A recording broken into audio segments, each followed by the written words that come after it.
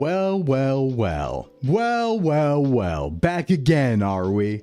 Back again at a Sclimbo stream. What's up, everyone? Good to see ya. My name is Sclimbo, Socks Agency certified self-improvement VTuber and Sclimbo, of course. How we doing, gamers? Welcome in. How we doing today? Missed making my prediction by like 30 seconds. Yeah, this is America, as you can see in the background. Does it look like America? Looks pretty American to me. India is actually a pretty good choice. A lot of blue here, though, going on. Does anyone know culturally what country might have a lot of blue in their architecture, you know? Any idea there? Birmingham? Everyone's always guessing Birmingham. What's up with that? Hey, what's up, dude crazy? What's up? Here for my Fitness Thursday. Hey, Rowan on the YouTube side. Welcome in. Sweden? Okay, Sweden's a good guess, but does this look like Sweden to you? Look like Swedish architecture? A lot of crosses going on here.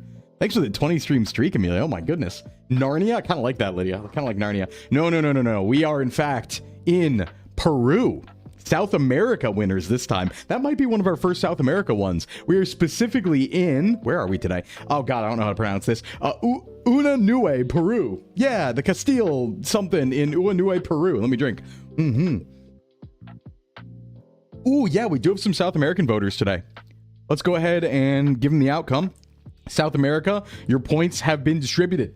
Have a good one on there. There you go. Hey, Stoopy, welcome in. Let me just say thanks, too, for the resub from Penpra at the beginning there, and the follow from, oh, God, Chitalia? Wait, CHT, like Chitwila. Chitila. Yeah, Chitila. We'll do that.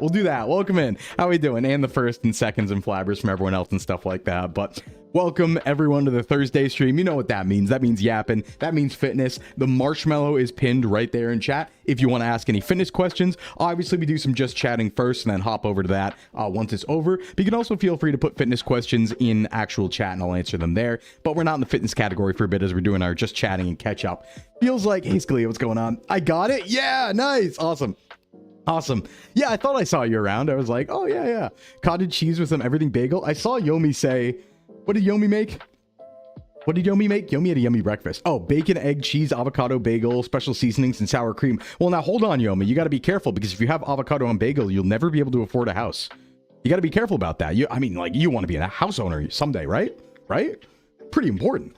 It's a very EP day. Momming is catching up to me. Oh yeah, it's a very EP day. I am not dead. Yesterday I was pretty dead. As a lot of you might know, I've been very deep in the Grand Theft Auto RP mines, playing every single night, doing a lot of crazy things in the server, following the plot and all that stuff. And oh man. But luckily last night I actually got to bed at a good time. Yesterday I was falling apart. I think I slept like 4 hours or 5 hours or something like that. And I was just like dead all day. I did manage to work on some stuff and get everything I needed to done, but very much needed to sleep last night to be able to even like do anything on stream here today. But here we are, and I did sleep, so it's good to catch up. It feels like it's been a long time, honestly. Jigo, welcome in. Thanks for the follow. And hey, J-Ray, what's going on?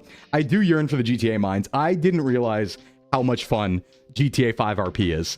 Like, I've done a lot of RP before. Hey, Mad, welcome in. I'm doing great. I've done a lot of RP before, but always text-based, right? So I do like, Pathfinder, D&D, did some Pokemon stuff online, but always text-based. Maybe like some voice things very rarely here or there, like when you do D&D in person. But like, wow, just having the game as a medium for RP adds way more like value to it. Because you can like move around, you can do expressions, you can make faces, you can like point at things, you can flex, you can do like a bunch of, I don't know, cool narrative stuff and like immersive stuff. And I feel like wicked immersed in it sometimes. Like, oh my God, do I get into it? Wow. I didn't realize that I kind of like take to it that well, but I'm enjoying the hell out of it. I want to get a lot better though, because like I was talking about a bit on Tuesday, some of the other people in the server are incredible RPers, and it's clear they've been doing it for many, many years, and learning from them is something I definitely want to do. Yeah, Game Awards today. I think this is the least excited I've been for a Game Awards, and that's like a me problem, right? Because I used to love the Game Awards. Obviously, I was really into that sort of thing. We'd have like a huge event. Everyone would come over. We'd do our voting and guesses. We'd scream. We'd jump up and down. But, honestly, the last year with like pre-debut and other stuff, I've been so busy, I don't think I've played like anything. I don't think I played anything on any of the lists. Like, I played Expedition 33 for like 3 hours before I got too busy to do anything else. So I feel like this maybe is the first Game Awards I kind of don't have a stake in, is the way to put it. But yeah, but I'm still excited. I'm going to try. I don't know if I'm going to watch it tonight. Maybe. You're the worst thing happened. You helped me get Pokemon Crystal set up. My save got corrupted. Oh, like, did you have any backups anywhere? Because sometimes you can check like the battery file, depending on what like emulator it is or something like that. But Armored Core 6 DLC incoming. Hey, that's cool, Heroic. I mean, do we maybe get Half-Life 3 tonight? Could that be real? Chad, is Sclimbo short for Slimbert Bartholomew II? No, just Sclimbo. Just Sclimbo. But I see where you're coming from with that. That makes a lot of sense. The awards are bought. You know, it's like, I don't think that they're bought necessarily. I actually do have a lot of like respect for Jeff Keighley. He just gets a little too lost in the sauce sometimes. Like, he likes... The problem is it's like a passion tax, right? So Jeff Keighley really likes the game industry, but because of that, he has trouble being completely impartial, because if something he's excited about or someone he's excited about shows up, he's like, whoa, like best thing ever, right? So I get it because he's passionate. Totally makes sense. But hey, sir, hey, Mules, welcome in. How we doing, Sclimbo Nation? If we get Half-Life 3, I'll do a stream difficulty region quest. That would be sick. I mean, I'll watch, like, if we get Half-Life 3 tonight, I mean, there's been some weird hinting going on. I think some other people might know more about that than I do, but Sclim morning, every neon. It is 18 p.m. Wow, you have 18 whole PMs? That's crazy. We only get, like, 12 of those, and one of them barely even counts as a PM.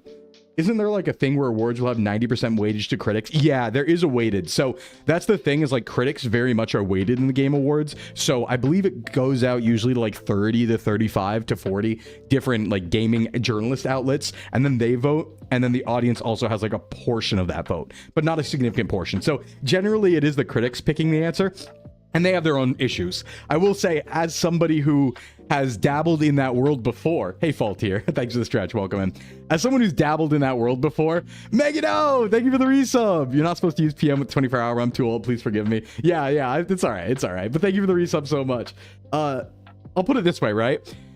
Sometimes, as much as everyone jokes about games journalists, and sometimes I think it is deserved, because people absolutely do not play entirely the stuff they are given, there are many times where people are pushed to get something out very early. So I'll give you an example, right? There will be cases where you have to review a game, but the key only gets to you a week before the game is about to drop, right? So you only have a week to beat the whole game, do the review, get it all done. And sometimes with some games, that's just not feasible. So people have to hustle and stuff like that, and it might leave a bad impression on the game. It's very hard because, you know, especially when you leave it up to just a few critics who are professionals of that sort of thing, they very much like might have their own biases, as they tend to do. Like, we know up until very recently, probably the last, I want to say like 5-6 years, there used to be a huge bias against Japanese games and JRPGs in any sort of reviewing and stuff like that. Like the infamous Persona 3 review in like 2008, where they on like G4, where they're just making fun of the game the whole time, and it's like, that's Persona 3. Like, what are you doing?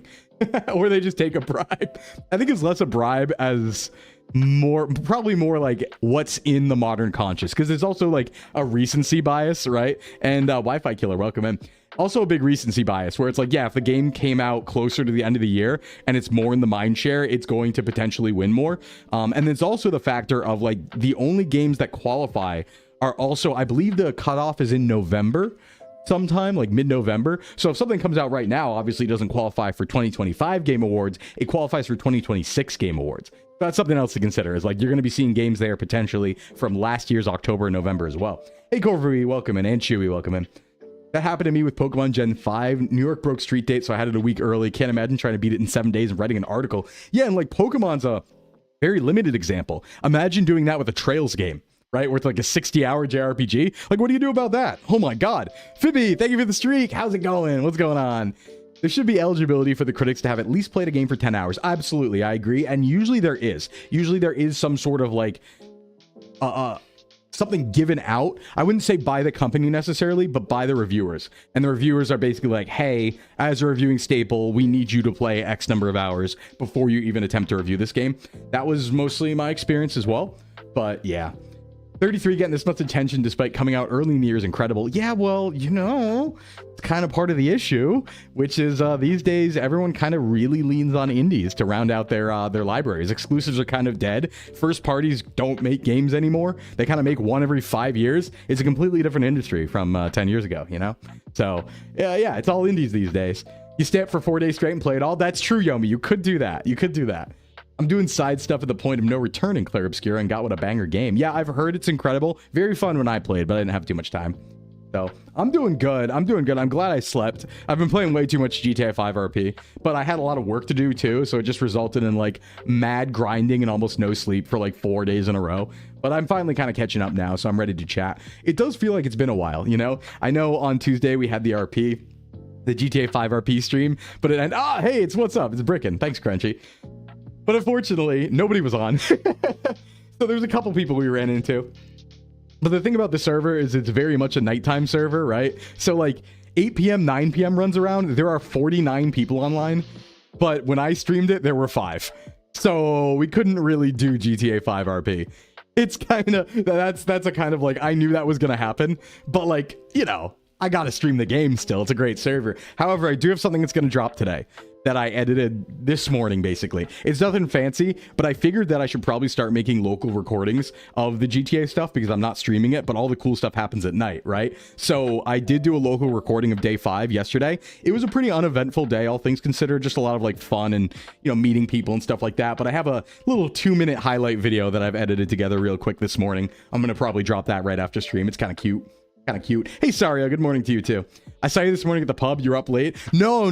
I woke up really early. So that was actually like my normal wake up time, Phoebe. I just got on really quick for like 20 minutes because I was like, you know, I always miss a few people and I always see them online on the server at like 7 a.m. when I get up. But I was like, I should get on and talk to them because I haven't seen them, you know? So I jumped on and I was just like, yeah, let me hang out for like 20 minutes and say hi to people. You hear is late because chickens? You're not that late at all, Polly. Thanks for coming by. RP, how long is it running for? It was originally running until the 13th, but it might be longer. I don't know if that's public. I don't know if I'm allowed to say that yet. I don't know. But there is the potential for an extension. I just don't know if I can say if it happened or not yet. So I'm just going to stay away from that. But there is a potential that it's extended until the 18th. So, but it is originally the 13th.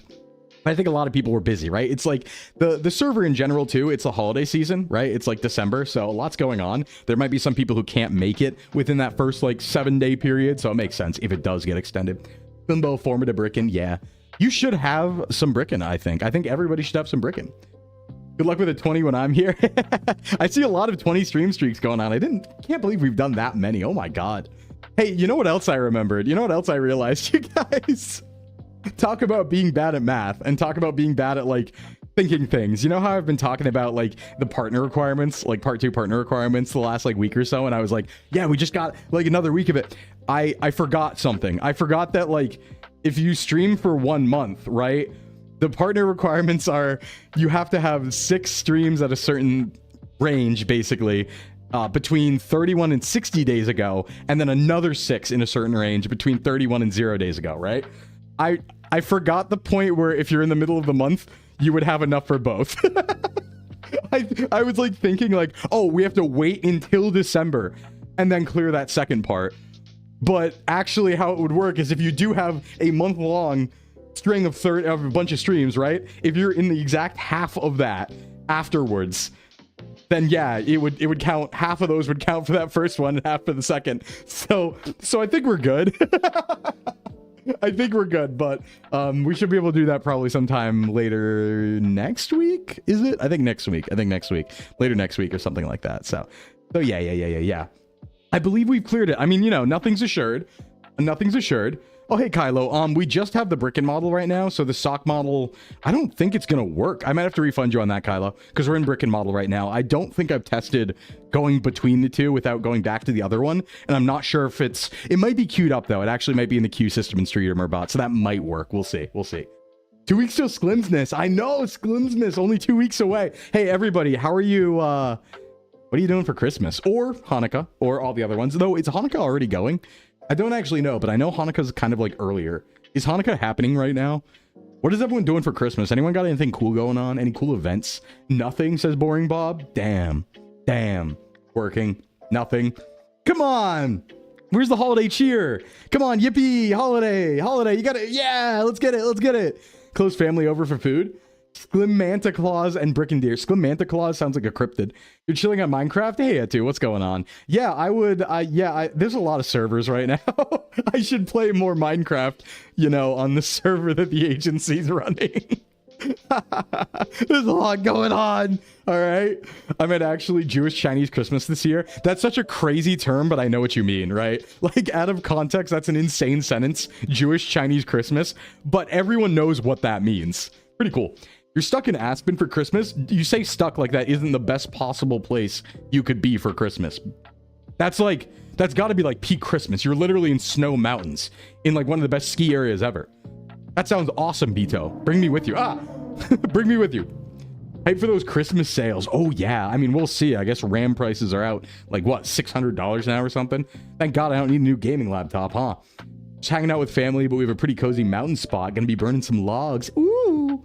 I'm not doing anything too fancy for Christmas itself, but come January, I am super busy. It's actually pretty silly because while my stream schedule is such that I have the weekends off usually, we've had so many events and there's so many events going on, and then I'm actually leading right at the beginning of January into 2 back-to-back trips because we have MagFest, and then I'm also going to like a cabin up in the woods with a bunch of my friends the weekend after. So I'm basically gonna get to breathe in like February. Like I might have a Saturday free in February sometime. Who knows? It's busy. It's busy. It's downtime week for you? Oh yeah, true. Or are you saying it's a downtime week in general? I'll be going over the Monge family's place and having our usual dinner, present opening, and Warhammer 40. Somehow slipping into our conversation. I might be to blame. Ooh. Why was broccoli with a scary sound? Because they're scary. Broccoli's scary, and I don't like it, and it makes me cry. That's why. I've only watched your side of Minecraft because I don't really know anyone else in the agency besides people you collabed or debuted with. Well, yeah, you should check them out, though. The whole agency's cool. But, you know, feel free to look around, do some exploration, you know, Amelia? Is the smiley I see on this model real, or am I imagining it? You might be imagining it. I don't think it's real because this is like an actual brick of chicken that I cooked turned into a model. After the holidays come the busy days. Well, you know, I'm not so sure about that because I've always kind of lamented that January, February, and March are the most boring months of the year and they don't even count. That's like pre-gaming, right? All the way up until, I don't know, June. There's no holidays. Like, yeah, you have Valentine's Day, but like, come on. I mean, I wouldn't know. I wouldn't know anything about that. But anyway, after that is like Easter. You got to wait until April or something until anything happens, unless you have a birthday there. It's super boring. Oh man, January and February are the most boring months in existence when you don't have like a school break or something like that. Oh God. But hey, I'm traveling a lot, so it's not that bad. I need to get down to MagFest sometime. Yeah, Mag's going to be fun. It's going to be my first one. But there's going to be so many people there. We're not going with an agency, but like I have VTuber friends I'm staying with and then real life friends there as well. And there's like, you know, 3 or 4 different rooms I can crash at. It's like a wild situation. Oh, it's your birthday in February? Well done, Tim. Happy birthday in like 2 months or something. But still, from my perspective, kind of boring month, you know? Oh, welcome in. How you doing? Are you throwing a brick at me? What is that? Hey, Nari! Thank you for the 10 gifted. Oh my God. Who do we get that to? Stay Bright Neon, Shadow Dragon, Juicebox, Sci-Fry, Wandering Dragon, Fly to the Moon, Hillbilly Swamp Wrath, I said Swampert, Mad Alloy, and Velsparko. Oh my God, Inari, how are you doing? Thank you so much for the gift subs. Jeez. I feel like I should do something. Should I do a little dance? A little jumping up and down, just like hold on, let me like, whoa, Edgy Gamer Gal, what's up? Hold on, let me do a little dance for that. This is my 10 subs dance. Oh, I learned how to twerk last night. That was pretty cool. That was in GTA, not in real life. Anyway, hey, Edgy Gamer Gal, thanks for the raid. Welcome in, everyone. I am bricking right now, but my name is Sclimbo, Socks Agency's certified self-improvement VTuber, and Sclimbo. Let's give a shout out to Edgy Gamer Gal, which is a crazy name. I like that. Shout out. How we doing, Raiders? Thanks to follow Gothy Batto. Goth Bat going. Look at that. Damn. Lose my mind at the brick and physics. They are amazing. Hey, Inari, you're doing a brick dance? Yeah, I'm doing a little bit of a brick dance. But Inari, thank you so much for the 10 subs. It means a lot. It means so much. Thank you. I can't wait. I actually think that, like, I think the first, like, Twitch payout's coming pretty soon, like, after debut. And I can't wait to immediately pay off all my debt with it from buying plane tickets to go to conventions. Hey, Papa Hex, thanks for the follow. Welcome in. We're rich. 10 gift subs. We're rich. I'm actually like, I think that we might actually be able to pull off the Partner Plus thing. And if so, then I think we get a better cut of that too, which is pretty nice. But yeah, it's the con fund pretty much. Well, so it wasn't like bad debt. Basically, I just, you know, in pre-debut, I just kind of, ooh, got a hype train. Look at that. Wow, here we go. It's already level 3 too. Geez, almost like, oh, 75% to level 4. Oh my God. you know, it was one of those things where it's like, you know, I was in pre-debut. I knew that I might get something in debut. I didn't buy anything. I mean, I don't buy things for myself, but I was just like, you know, training wasn't making too much money then, because a lot of people had to drop it because, you know, it's the economy's kind of rough right now. And so I was like, yeah, you know, I had a little bit, maybe like a $400 or something that I probably needed to pay off. But we don't worry about that, because here's my trick, right? Here's the real secret, the Sclimbo trick. This is not financial advice, but you can absolutely, oh, hey, I'm back. You can absolutely open a new credit card with 0% interest for 21 months or 18 months and just put con trips on that and then pay it off over a year, as long as you pay it off before that time period's up. That's kind of what I do. That's just what I do for stuff. So I've never paid interest in my life on anything, because I just open a new card and then like put a big expense on it and then pay it off over the next year. That's my strat. Moved to Twitch because I was getting lonely on the YouTube side. Oh, sorry to hear that, Sea Green, but I'm glad to see you over here on Twitch. I think Twitch is my preferred platform, don't get me wrong. There's a lot more cool integrations and stuff we can do here, but I think it's important to do YouTube side, you know? With APR financing, not really. It's just like, if you have a good credit score, what is that? Gift from, wait, what? Oh my God, what is that? Merry Christmas. Wait, it doesn't say what it is. Anari, thank you so much. What is that? Is that a secret gift? Is that a secret gift? Anari, I'm gonna cry. What is that? Hold on. Does it say, or is it a surprise? Oh, it's the chocolate. Oh my God. Thank you. I wanted to try this so much. It's a chocolate like bomb for hot cocoa. It's like a series of chocolate bomb hot cocoa things. Thank you so much. Oh my God. Anari, please, you're spoiling me. You're spoiling me. You have a 400 credit score, so that's not happening. Yeah, it can be rough if you have a lower one. I'm in a situation where I kind of like never did credit, and then when I did, I'm really weird with credit cards. I pay them off weekly rather than like monthly. So I just, every time it gets to Sunday, I pay off all my credit cards. So I have like an 800 as a yummy snack because I enjoy it. Yeah, I'm really excited. I want to get into drinks. So I put that on there because I've never really had like hot chocolate drinks a lot and stuff like that. And I'm like, oh, you know, it's the holidays. It's, you know, a few days left. And you know what? The best part about it is like, that's like a half advent calendar of chocolate bombs, I think. And we are about halfway through the month. So it's going to come right in time. It's perfect timing. Thank you so much, Inari. How can I ever repay you? Need a financial advice stream? I cannot give that. I cannot do that. That's not my specialty. I refunded your points to try again since it didn't queue up. Yes, thank you, Ed2. I appreciate that. I appreciate that. No YouTube super chat capability yet. Unfortunate. Tony, what's up on the YouTube end? We are working on it. You have to be like, I think watch hours is the metric. We're getting there though. It's going to happen pretty soon. It's going to happen pretty soon. I think that YouTube monetization is, I think we're like already 60 or 70% of the way there. So probably by, I don't know, January or February, we should have that set up. But unfortunately, YouTube's not main platform for me. So it's really the VODs that are doing that. So if you do watch the VODs on the YouTube side, that does help a lot for that monetization, I believe. As an EU viewer, I never understood credit score. It's like an evil score that kind of governs everything. You kind of need it to do anything. It sucks. And you get punished. And the weird thing about the credit system, right, is you get punished for not using it. So you don't start with good credit. Just subscribed and doing my part. Thank you, Tony.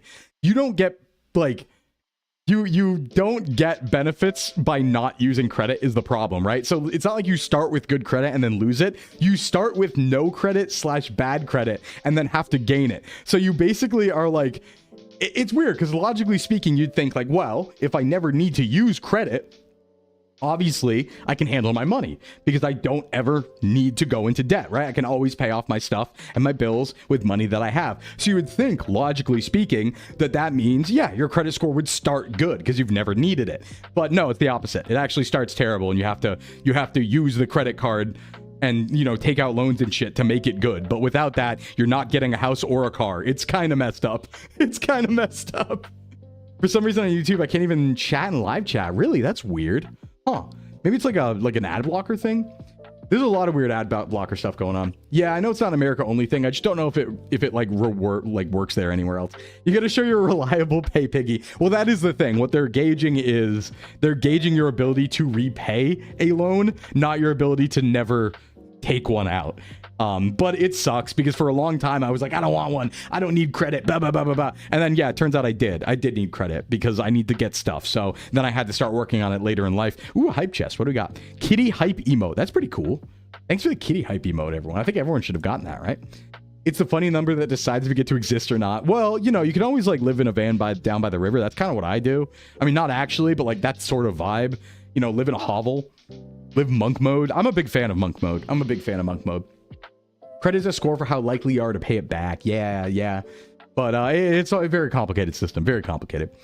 I would get a credit card, but I need better income to even get one. Well, yeah, that's part of it too, is like getting credit for the first time is difficult. I had to use a secured card, and this was awkward, right? Even though I never had to use a credit before, and I didn't need to because I had plenty of money, they wouldn't give me a credit card. So I had to pay them to give me a credit card, but it only had the amount of money that I paid them on it. And then eventually that upgraded. It was just like, oh, come on. Yeah, if you just use cash, what did it say? You'd be considered a junkie or something, which is crazy because there are a lot of jobs that still just have cash. Like, we're not a cashless society. Come on. I am 40, divorced, and lived by a van down by the river. I mean, like, I'm not divorced or 40, but I would live in a van down by the river. I think that's kind of cool, actually. I saw somebody today who had a stream setup. They're a VTuber, and they had a stream setup in a car. Like, and I think they sleep in it too. And I was like, wait, that's kind of vibes, though. That's kind of cool. That's kind of sick. I had an 800 credit score, then dropped 300 points when I opened a new credit card. Damn. I mean, that's only temporary usually. That'll go off your card in a bit. Can I live in a cave by the river? Yeah, and hibernate. Sounds good. Sounds good. I miss Chris Farley. I don't know the reference there, but me too. Me too, Tuxedo. Isn't that just a debit card? Well, that's the thing, right? Kind of. It's a secured credit card. So basically, the credit card is secured by an amount of money that you give the card. It's like weird, but that's how you have to start it off. In India, we have a fixed deposit product where you can get a secured card using that fixed deposit and you earn interest on it and build credit score. I think that's kind of how they work here. Yeah. But I had to start with that. It was crazy, right? It was like, this was a while ago. I couldn't even get approved for a payment plan on a $400 phone to start building my credit when I had like, I don't know, it was like 5 figures in the bank or something like that. And they were like, no, but we can't approve you for this $400 loan. And I was like, brother, I could just pay this off like 20 times over. Come on, work with me here. I think it's the type of debit card that helps you build credit. I mean, that was a long time ago, though. That is very much not the case anymore. But forget the gold standard. I invest in RAM. Yeah, probably good investment. Debit card, basically, from my knowledge, it takes from your own money in your own account. Yes, it does. It's just a withdraw thing from your own account, basically. Good evening. Hey, what's up, old man? What's up? That's enough financial talk. I'm sure we can talk about something way more interesting than finances, unless you guys like want to do that or something. I mean, listen, it is the Just Chatting stream. Don't let me yuck your yum. You know what I mean? But yeah, GTA has been a lot of fun. I've been having so much fun. I did. There was some crazy stuff going on the last couple nights. I got called out to this one thing. This was, I think, day 4 night. It was the night of day 4, and I guess like one of the guys I met in the RP was having a meeting with someone and assumed it was going to be a trap. So they called me in as backup to hide in a bush, like outside the area for like 20 minutes, right? And so I'm hiding there and I just see like insane plot stuff going down. Probably stuff I'm not supposed to see, but I just happen to be there. And I was like, man. And then like I got called in and ran in and stuff like that. And it was just like, where the hell did Jordicus come from? And it was like, yeah, it was a good time. But oh boy. I think I saw you on some people's streams. You probably did. Yeah, I was running around. Just doing good, just listening into Sclim while working. Hey, me too, technically, right? I'm also kind of listening to Sclim while working right now. Get your money up, not your funny up, Mr. Squidward. Yeah, true. Probably do with more financial talk in my life. I am not someone to listen to with finances. Please don't listen to me with finances. I am a menace. I would say that I do manage my money well. That isn't to say that I have money.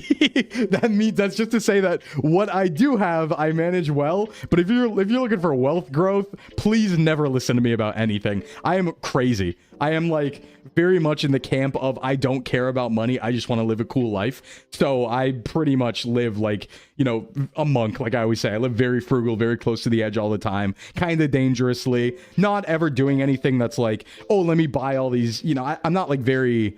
I don't buy a lot of like material stuff, right? I don't own much, but it's always like experiences and just having free time, right? Spending money to kind of get more free time or not making money so that I can have more free time. So I can do stuff like this. So I can be a VTuber and do the stuff I enjoy and jump around and never be tied down and all that stuff. So I wouldn't trust me unless you're like, I don't know, trying to live like a monster. Like you're trying to live like an adventurer. Then maybe I could have some advice, but Stability? Not. Absolutely not. Pinkle says, wait, you know Jordicus? Yeah, I am Jordicus. I don't know if that was obvious. I'm sure that was a joke, but like, yeah, I'm Jordicus on the server. That's me. That's actually just me. The legendary hero that we need. Sclimbo invested heavily in Big Bricken right before introducing it to the world. If only. If only. Sclimbo, finances. Yeah, you know, I'm pretty open about stuff. You know, I'm just a Sclim outside the factory. I don't feel the need to hide anything. I like being upfront with you guys about what's going on and stuff like that, what my goals are and how I live my life and stuff. Because, oh, what happened? I just like teleported for a second. Hey, Lucentine, welcome in. Thank you for the raid. How you doing? Welcome, welcome.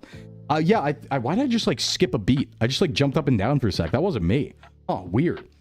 I can store money, but only enough to afford car repairs, maybe occasional spoil. No, I would never buy anything. I don't even own a vehicle because I think it's a waste of money. I share a car just purely because I think it was a waste of money. I was like, I don't use it enough. It's not worth it. Can't remember her name, but there was this bleach blonde lady on TV that was an absolute wizard with debt reduction. Yeah, I don't carry a lot of debt or anything like that. Hey, Bodega, what's going on? Welcome in. But yeah, I just live close to the, I live like on the edge, you know?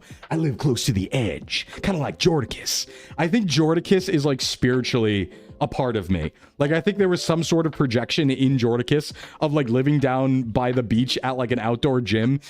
I don't know, and like sleeping in the sand or something like that. There's a little bit of that. Maybe a little bit of projection in my future. Who knows? Who knows? I did an invisibility spell. True. How you doing today, Bodega, though? Welcome in. You are the raider, Lucentine. That's true. You are the raider. Welcome in.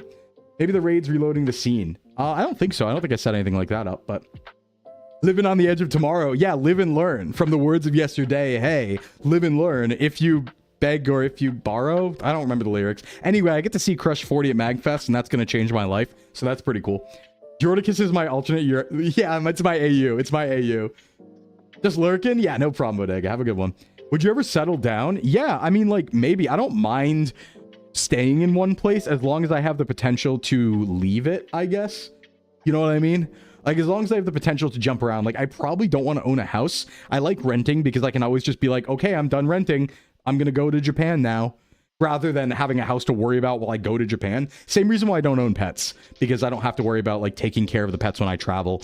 I just kind of orient my life around being able to take risky decisions and do really cool stuff that I'm just kind of interested in on whims. That's kind of how I do it. Like, my life is not about stability. It's very much about like, you know what? I want to do a different career. I want to do something cool. I want to run around in the woods, have more time to that. So I just kind of tier it towards that. And it's why VTubing, I think, is just a very good fit. I mean, I love VTubing. I've always loved it back from like 2017 onwards and stuff.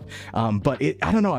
I love the aesthetics of VTubing. I love both the new and traditional culture of VTubing. I think it's going incredible places. Like, I really still think we're at the very beginning of what virtual creator entertainment's going to be. And I'm just really happy to be here and be able to say like, oh, you know, I'm part of that story. And that's really what I'm here for, is to be part of that story and help it grow and stuff. Everything else is just like having a good time living the lifestyle, you know? Yeah, Crush 40 is going to be there. Looking forward to seeing them in Proto Men. Yeah, it's going to be a good one. MagFest is going to be insane. That's what I've been saying forever. Yeah, live, die, repeat. You know, nomad, just traveling, figuring things out. I'm just one accident away.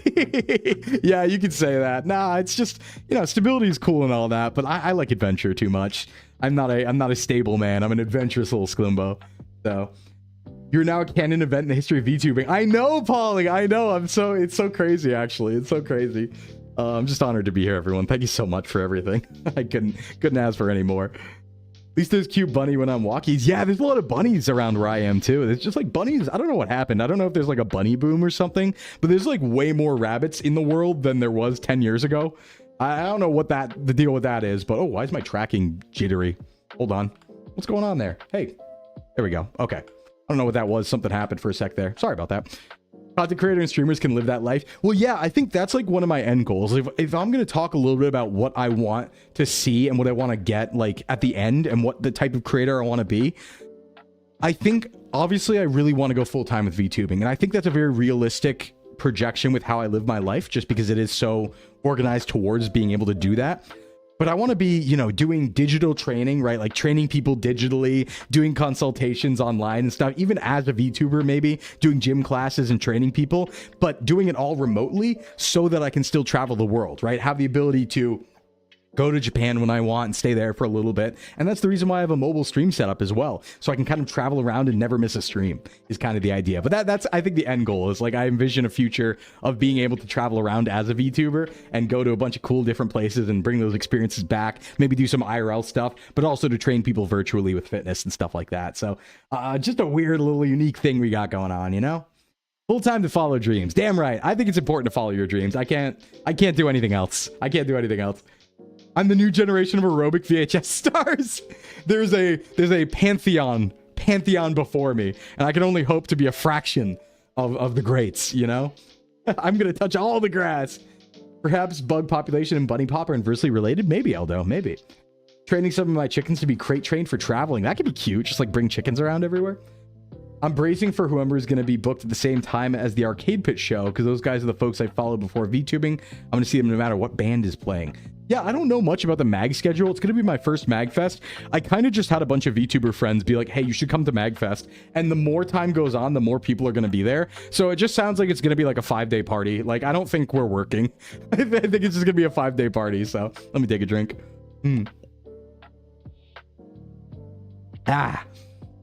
Well, chicken havers. I mean, there's a lot of chicken in my stomach all the time.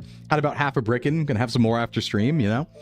That sort of thing. Thanks for the hydrate. You're justifying it after the fact, aren't you there, Aodo? Aren't you? Aren't you? It is indeed a party con. That's what I was like sold to me as. It was actually at Offkai, where when I was still a little Sclimbo, you know, even though I was still in the factory, right? They still they let me go to Offkai, even though I was still a little Sclimbo in the factory and I hadn't broke out yet. They gave me a little leash and let me go to Offkai. And I did meet a lot of people there. And yeah, I learned a little bit about MagFest there. And people were like, hey, you should come to MagFest. It's a big party. It's crazy. And they were kind of like extolling the virtues of MagFest. Oh, thanks for the shirt and hat. So I'm really excited. It's going to be a banger. And it's only in like, oh God, 3 weeks? Oh no. Oh no. It's cold, young man. Put on some clothes. Yeah. Sclim real in person is going to be only 3 weeks away. Jesus. That is kind of scary. That is kind of scary. I like to own a chicken, but I'm in an apartment. Yeah, I don't know. I think I just like infinity eggs sounds pretty cool, but I think I'd eat a chicken pretty fast. It's the same problem as baking, right? Where it's like you can't, like, I don't think I could be a good baker because I think I would just eat things before they're done, like cookie dough and things like that. I don't think it'd make it to the oven. That's probably my problem. Where are we today, Sclim? Oh, we're in Peru. We're in Peru right now. Yeah, it's a pretty cool place in Peru, I guess, called like Unanue or something like that. So. But, you know, we can be many places, but it is Peru today. I really like our new algorithm on getting the different locations. It feels more averaged out now rather than just North America, Europe all the time. The oven just makes cookie dough worse. Yeah, I just like slopping up some cookie dough. Sounds pretty good. You hate exact measurements. I'm a big fan of exact measurements because I need to be, or else I'll eat like 10 million calories. But yeah, I've eaten a lot of chocolate over the past 2 days. I'm going to be honest. It's all been within calories. I just, you know, here's what happened, right? So obviously Yomi and I have the Merry Mix, the SVA Merry Mix cooking stream in a couple days. For those who don't know, by the way, Stocks VTubing Agency is doing an event on Saturday in just a couple days, starting at 6 p.m. EST over on Ali's channel, Alien Mixtures channel, right? And if you go over there, you'll be carried to all of the different events, but it's a back-to-back roundtable of events with all the SVA talents. So we have, I believe, Ali's doing karaoke with a few other people, not SVA talents, but people who wanted to be involved. So they're doing Christmas caroling, and then it's raiding into Yomi and I, who are doing a dual cooking hand cam. So Yomi's handling one part of the cooking, I'm handling the other. So obviously, I'm doing dessert and appetizers, right? I bought the ingredients ahead of time, as you do. I did eat half of them. So we still have enough, but it didn't make it because I ate a lot of chocolate. There was a lot of chocolate, a lot more than I needed, right? Like it was like, well, I don't need that much chocolate for what I'm doing, so I could just eat these other ones. So yeah, it's been less than 24 hours, and I think 5 chocolate bars are gone already. Oops. Check out the Twitter for the announcement post. Yeah, please do. Sir, you worked on that announcement video, right? That was you? Did you pract as one does? Yeah. You did it on purpose subconsciously? No, there was just yummy chocolate right there in yummy snack form. What am I supposed to do? Listen, I don't have any control over that. That chocolate shouldn't have been there if it didn't want to be eaten, you know? This doesn't count. This is yeah, this is what as a yummy snack. Because I enjoy it. That's why I don't keep snacks in the house. It was all within calories though, funny enough, because I've been so busy that I've just had so many calories after streams and after work. Like yesterday, I ate like 3 chocolate bars in a row because it was like, oh God, I think it was noon and I still had like 1,500 calories left before dinner and each chocolate bar was only 250. So I was like, yeah, I'm just gonna eat 3 of them. Screw it. I'm gonna eat 3 of them and have a bagel with some salmon on it. And there we go. That'll do it. In order to keep it lower calories, I'm using 1/4 as much chocolate. Yeah, we're talking about the Merry Mix vamp. Welcome in. How you doing? How you doing? So, listen, I always deserve a treat, all right? I deserve a treat all the time. I'm so good. I'm so good, all right? I deserve a treat all the time, I think. That's I like all constantly. I deserve a treat right now.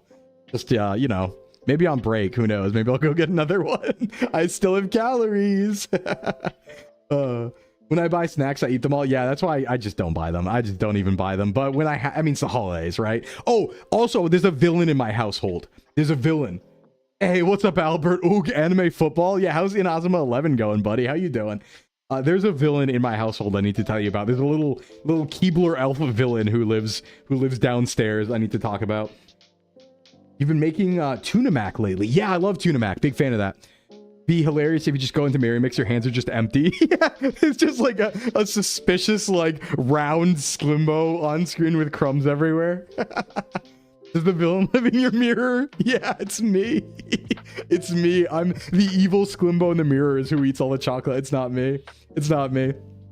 The important question, will we judge you for milk or dark? I'm an enjoyer of both. I'm an enjoyer of both. But yeah, let me tell you about the villain in my downstairs. All right, so basically, one of my Sclims in my house, one of the house Sclims, right? One of the Sclim friends in the house in the basement.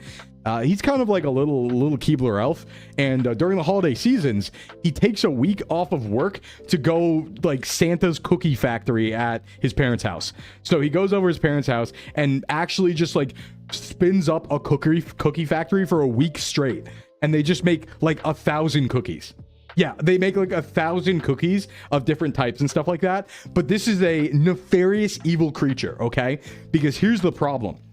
He's a little elf gifter, right? So if you tell him that you want some of the cookies, because it's to pass out to everyone. It's to pass out to, you know, all the friends and coworkers and stuff like that. But if you tell this little monster that you want some cookies, you better be prepared for what's going to show up on your doorstep. And that's the problem, because I will constantly tell him, hey man, I want a box of cookies. Absolutely. I appreciate it. But please just one. Like, please just, you know, I got to worry about my calories. It's the holiday season. I don't want to gain too much weight. So please just give me like, you know, like something reasonable. Like they make these chocolate peanut butter balls, you know, a little bag of 7 of those and just eat them throughout a couple days. Could be pretty nice.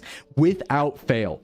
Whenever I say that, I will come home one day and there will be 100 cookies outside my door. There will be 3 boxes of chocolate peanut butter balls and there will be bags full of cookies. And I'll be like, I get mad. Like, I'm like, I swear to God, stop. And I'll try and give them back and like pawn them off on other people because you cannot ask for any, or he'll be like a whimsical little elf and go like, hee hee hoo hoo, and give you like 10,000 cookies. He's a monster in the way of the holiday season. A true villain. A true villain. Can you tell him for me I want some cookies? Yeah, you can all have them, all right? You can all have them. You open the door, there's a door of cookies. His dad was a genie. It's like a little elf factory. It's scary. And anyway, that's this week. I think, oh God. I just realized, I think that they're done tonight or tomorrow, because this is the week that he does it, and I realize he's been gone, which means it might be tonight. Oh no. They're 100 sugar-free, low-calorie, high-fiber, high-protein cookies. No, they're very much not. They are chocolate peanut butter balls and Hershey's cookies and peanut butter cookies and like a huge assortment of cookies. Evil laughing, skipping away after gifting. Yeah, I know, right? He's a little holiday elf. 100 cookies at MagFest. Unfortunately, actually, I guess they might last that long. To be fair, it's only like a few weeks away. Wow, just a few weeks away. Monkey paw curls. The scary part is like you have to, because in the moment I have strength, right? In the moment I'm like, I do not want this many cookies, but I would eat that many cookies if given the opportunity. That's kind of like the problem, right? So what used to happen is I'd get that many cookies, and then my friend in like next door would also get that many cookies. And you know, sometimes he'd leave his door open and the cookies might just be sitting out on his desk, and I might be hungry. And you know, it's not my fault if I just happen to go in there and take a cookie, right? So that's part of the problem. Is not only is it me, I also have to tell other people to hide the cookies from me because I'll sneak around and try and eat them. I'm a monster. Yeah, I'll munch 1 month old cookies. Well, maybe I can bring some extra then. Maybe I can bring some extra. You get mad and tell him to stop. The next scene is Sclimbo shoveling cookies in his mouth. Yeah, pretty much. Like, it's my better judgment versus the judgment the next day that you can't trust. The Sclimbo of tomorrow is a villain, but the Sclimbo of right now knows that he can't have this many cookies. I am a cookie monster. I'm a snack monster. Hey, what's up, Chris? What's your background table? Oh, we're in Peru today. We're in Peru. Welcome to Peru. That's where we are today. We're in a different location. By the way, those who don't know what's going on in the background, we play Sclim Guesser at the beginning of stream. So if you're ever in pre-stream, we have a prediction vote with gambling, with channel points on where I am, what continent I'm on, and there's a different location every stream. So today we're in South America in Peru, but it does randomize every single time. Care to be upon ye? No! Ah! Cookie monster model, hungry. I'm cooking up some diabolical heavy green meals to injure your psyche with. Command, that's great to hear for you, not for me. But I'm proud of you, but not for me. Did you tell a Taco Bell story? Oh, yeah, the Taco Bell, the glove box burrito story. I've definitely told that one on stream before, but long story short, basically, I kept a Taco Bell burrito in my glove box for a month one time, and it saved my life. It saved my life. I stopped me from getting in a car accident and falling asleep at the wheel, so thank you, Taco Bell burrito. Today, Sclimbo. Tomorrow, yeah, I need evil Sclimbo. I love sending them to you. I can feel your HP deplete. I do. I die when I see them. Taco Bell is amazing. All right, Taco Bell is like a resource that we should conserve. It's like, I don't know, is it a renewable resource, Taco Bell? Who knows? Is it finite? Like you know, oil reserves? Who knows? Does it take 1,000,000 years to restore the Taco Bell? Maybe that's where all the cheese is going. Maybe that's where all like the US cheese stores went. You know, like the cheese mountain underground. Darth Scliminus, yeah. Me with like a hood in the mirror telling me to eat cookies. Yeah, the year's long. The year is long. The cheese is fossil fuel. First Yomi, now you. Is SVA secretly a Taco Bell shell corporation? No, I think that's Chili's, actually. I think that's Chili's. We're trying to get the Chili's sponsorship. I think that's the real shell corporation. You're the bell. You're the bell. That's why I keep an emergency package of pizzeria pretzel combos. Yeah, I can't keep emergency shit because I'll go and look for it. It's like I really cannot be trusted, right? Like I keep explaining. So there's a different beast in me whenever I'm doing something. So a good example is when I take a break. So like when I go to ads and I get up and I walk around and stretch and stuff like that, I every single time just absentmindedly wander over to the refrigerator. Right? Like I just kind of wander the house and pace looking for snacks. So if there are snacks out, I eat them. Like guaranteed. Something is getting eaten if I'm on a stream break and it's out. So I have to like hide things and I have to not buy things so that I just instead wander around for 4 minutes like I'm Alien in like the Alien video game, but I don't find anything. And then I come back to stream. That's the only way to stop me, pretty much. But if there is stuff around, well, it's gonna get eaten. Me hiding Reese's in several different locations. Yeah, it's like when people hide guns all around the room and house, but it's me hiding Reese's. I used to do that when I was a kid. I used to like eat a bunch of Reese's. I'd steal them from the snack cabinet and I'd hide the wrappers under like dressers so my mom wouldn't look in the trash and found out I ate like 15 Reese's. Yeah, I was a monster. I was a big monster. Slightly peckish as an emergency for the secret snack pile. Yeah, I don't have one. That's why. SVA with locks on all the cupboards to Sclimprove them. Yeah, don't let me in. Don't let me in. No, see, spiritually, I am a big boy. Spiritually, I'm a big boy. Historically, I'm a big boy. I'm only maintained and contained by my knowledge of fitness and nutrition and a very strict counting of calories. If not for those things, I would turn into a beast. I would turn into a true monster.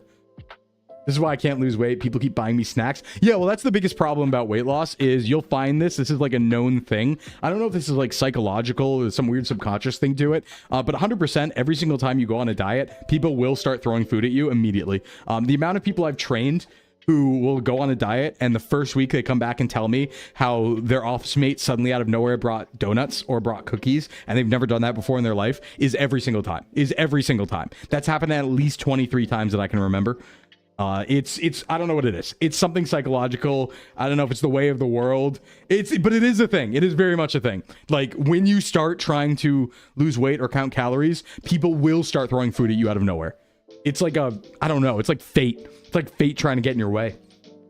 You need to hire the Raccoon City Police Department to design your kitchen. Yeah, true. The memory of terror from long drives keeps me from breaking into the emergency combos. That's fair. It's the grandmother effect. You're just skin and bones. You need more meat on you. Yeah. Or the Italian family. The Italian family effect is another one of those where you go to the holidays and it's like, uh-oh. I think they intentionally try to sabotage. There might be something there. There might be some like subconscious thing there of like trying to trick people with yummy treats, because I know every single time I go out and I'm like, oh, I can't have that, I don't have any more calories, everyone will always be like, come on, Sclim, just this once. And I go, no, you don't get it. Just this once every day from different people adds up. All right. Just be like me, the weirdo in the family gathering, putting my meal prep in the microwave. That is highly respectable. I think that's like, if you can pull that off and do the holiday, like bring your own meal prep, people will look at you funny, but damn, you got willpower. That's why I changed my paradigm from go on a diet to change your diet. That is the way to do it. Lord Sneak, thanks for the follow. Welcome in. I was trying to be good before the holidays. A friend brought me a bunch of snacks and donuts because I've been having a tough time mentally. Yeah, it's tough. It's too bad that food does that. And the worst thing about food addictions, right? Talking about a bit of nutrition here. The worst thing about food addictions is it's not like you can do it cold turkey because you have to eat. So it's not like, you know, as addictive as some substances are, like talk about tobacco and stuff like that and drugs. That's still something that like you don't have to do if you're addicted to it. Like it's very hard not to, obviously, but you have to eat. You have to eat. So you can't defeat a food addiction by, you know, abstaining from the substance because you have to eat. And that makes it very hard. They're trying to maintain the balance. Exactly. It's like homeostasis. I actually lose weight over the holidays because I'm no longer responsible for my own food. Oh, I can see that. I can see that for some people who like aren't big eaters. You're sitting at 122, so man, that's, I mean, I don't know other stats, so I'm not going to comment, but I thought you were going to say Taco Bell there for a second, not tobacco. Yeah, well, that's its own addiction. That's its own addiction. I hate having to eat so much, man. Give me a pill that makes me not hungry. I am not that. No, I want to eat more. I want to eat 5,000 calories a day. That's what I want to do. I will do whatever in pursuit of that. I need to get huge so I can eat 5,000 calories a day as maintenance. That's the only way. I need to become super muscular. Lemon water? No, I love eating. Oh, I want to eat forever. I got an oral fixation, you see, guys. I like putting things in my mouth. Wait. Yeah, not like that. But, well, yeah, not like that. But I like snacks. I like snacking. I like eating things. I like things that take a while to eat. I like that sort of thing, right? Like if I can eat for 30 minutes straight, like with popcorn, that's great. That's the best thing ever. A bit, no. All right, hold on. No. Yeah, but it's true. It's for sure true. I like snacking on stuff. One time I realized that sugar-free gum has like no calories, and a whole package of sugar-free gum, like the whole boxes, are only like 40 calories. And so I proceeded to eat sugar-free gum for 4 hours straight, eat the entire package, and then the amount of sugar alcohols in it made me have diarrhea for 2 days straight. That's the type of person I am. So you can't give me that. You can't do that. I'm tracking everything over Christmas other than a takeaway on Eve as a family tradition. Well, I think the important thing to do fitness-wise when it comes to the holidays is just pick your battles, right? You don't have to completely clamp down on everything and never have any fun, but I think it's just good to pick your battles. You know, say Christmas Eve, New Year's Eve, Christmas Day. I'm going to have fun on those days and eat whatever I want, but that doesn't mean we need to eat poorly throughout the entire holiday season, you know? Pick your battles is always my recommendation. As a semi-former nail chewer, oral fixation's a pain in the ass. Yeah, I never did that, you know? Never chewed my nails. Get floss picks and get very good at flossing your teeth with just your tongue? I mean, I floss a lot, but like, what? Wait, with your tongue, but with floss picks? I don't get it. I've managed to lose weight over the holidays so far. Yeah, I'd say, honestly, if people maintain their weight over the holidays, that's winning, because the majority of weight gain is over the holiday period. As a yummy snack. Because I enjoy it. Yeah, you are basically one-manning World War III at that point if you manage to maintain during the holidays or even lose. That's crazy. On that cue, I'm going to go make my dinner. Have a good one, Lord. Thanks for coming by. Sugar-free gummy bears bag. It's the perfect gift. Don't do that. Don't do that. It'll go poorly. It'll go poorly. Pork rinds. Put the floss pick in my mouth and then floss my teeth hands free. Huh. Huh. Just because you're going to eat bad doesn't mean you have to go crazy and eat everything bad. I agree with that. You know, it's kind of the idea of make a cheat meal and not a cheat day. And if it is a cheat day, don't make it a cheat week or a cheat month. Always get back on the horse. That's kind of the idea, right? Be good 90% of the time and you'll get 90% of the way there. And that's great. I've been heavily tracking and focusing on my average weekly calorie budget. Has helped me mentally instead of worrying about day to day. That's fair. Hey, Command, thanks for the 100 biddies. Thank you. I ate an entire bag of sugar-free gummies once, no issues. Some kind of homunculus, I guess. Damn. I have a beginning of fibrosis, so I'm seriously changing my diet. Yeah, you know, I'm not a professional on this because this is like its own specialty. But I can tell you from experience, and I can tell you from researching it kind of independently, that diet can absolutely have a massive effect on the medical side of things, of various disorders, various metabolic things, just a variety of stuff. Diet is absolutely can be a medicine for the body and also a detriment, depending. So, absolutely. The clip is stuck at 99%. Good. I'm glad it is, Duntham. We enjoy the dopamine the sweet gives us. If you eat too much of it, your body will crave more. Yeah, that's the thing is like, if you can get away without eating a lot of added sugar for like 2 weeks in a row, you're not going to want it as much. I do remember there was a period of time when I was younger for like, I think about 9 months straight, I didn't even have takeout. Like I didn't go to a restaurant or like have fast food for 9 months straight. And I just stopped wanting it entirely. Like the idea of having French fries or a burger from McDonald's just did not seem appealing anymore. And that was pretty cool. That's a pretty cool tech. Oh, good. Duntham got the clip. I'm so happy. Duntham got the clip. Never mind. All right. Listen. Come on. Hey, Maury. Welcome in. How you doing? Maury. Nice outfit. Oh, thank you. This is my excellent hat and my hog shirt. Hope you enjoy. But yeah, holiday seasons are coming. We're so close. We're like halfway through the season already. You know, it's funny because usually the holidays go really fast, and I don't know if it's just because we're working so hard. You would think that working really hard would make things go fast, but with debut and all the events going on, it feels like things are moving really slow almost. Like, I know I said that it felt like debut was like last week, but it actually has been a month. But at the same time, I'm kind of surprised that it's only like, I'm kind of surprised how long, like it's still December almost. I'm like, wow, December 1st seems like a while ago, actually. Hard to explain, but been hovering around 265 for years. Adderall killing my appetite at war with snacks at work. Yeah. The Adderall thing's interesting always. I've trained a lot of people on Adderall, which is like kind of meth effectively. A lot of fun training results from that. But also everyone forgets to eat. Everyone forgets to eat when they're on effectively meth. That's a fun fact. Diet soda, top 2 best inventions along with the sitting toilet. I'm not a big soda guy, but absolutely. Hey, Dalek, what's up? Welcome in. Got to try locking in with that instant noodle sodium only diet for the migraine. Yeah, let me develop blindness again. That's a great idea. This year is crazy. It's been a wild year. Oh, and everything keeps getting crazier. I worry.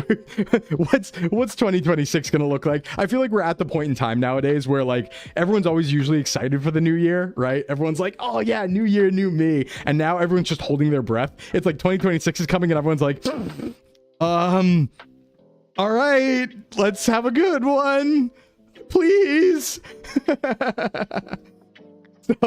So yeah, just hold your breath. I love my cheat meals as I've got recipes for meals that taste amazing, only like 1K calories instead of 3K. Yeah, you can always reduce something by like half its calories and still have 80% of the 80% of the taste, I think, you know? Monster maxing. Speaking of debut, Addy showed the lore video to celebrate. You're going to show yours again? It's on YouTube. I'll probably show it off again at some point. Yeah. I mean, we're definitely going to do that thing where after my 1 year anniversary, we'll watch my debut and cringe at it. We will absolutely do that. I think I already will cringe at it if I look back. I'll probably look back and be like, man, I know I'm a fast talker, but I was talking way too fast there. Oh, geez. I think it's like VTuber tradition, right? To look back on your debut and cringe at it. So I'm excited for that. I was talking to Malfi and Addy about that. I was like, oh, I can't wait. Make fun of each other. It's going to be great. Is it okay for me, a vegetarian, to get protein from external sources like powder? Yeah, that's fine. That's fine, Swordfish. Just make sure it's a high quality powder and make sure it's a complete protein. But yeah, it's fine. 2026. 2026. I remember I have this video of me at 2020. Oh, thanks for the resub command. Thank you so much. I have a video of me recording New Year's 2020, and this is like 2019 into 2020, right? And 2020 hits, all my friends and I are screaming, and we're going, yeah, 2020 is gonna be a great year. And I have that video. It lives rent free in my memory because it's like we had no idea. We had no idea what was going down. But it's like, oh boy, 2020, the 2010s are over. And it's like, oh buddy, go back in time and warn me. I haven't had the new year, new me since 2020. Yeah. Hey, we didn't know. We didn't have 2020 vision. Very true. Very true. All right, guys, pre-rolls just turned on. So we're going to go to ad break for 4 minutes and we'll be right back to keep yapping. And then we will get to all those fitness questions. I do see them showing up. I do see them piling up. We always do just chatting first. We'll probably get to those pretty soon. I'll be right back. Everyone, get a little stretchy, get a little snack, get some hydration, take a pee-pee if you need it. And we go to ads. BRB.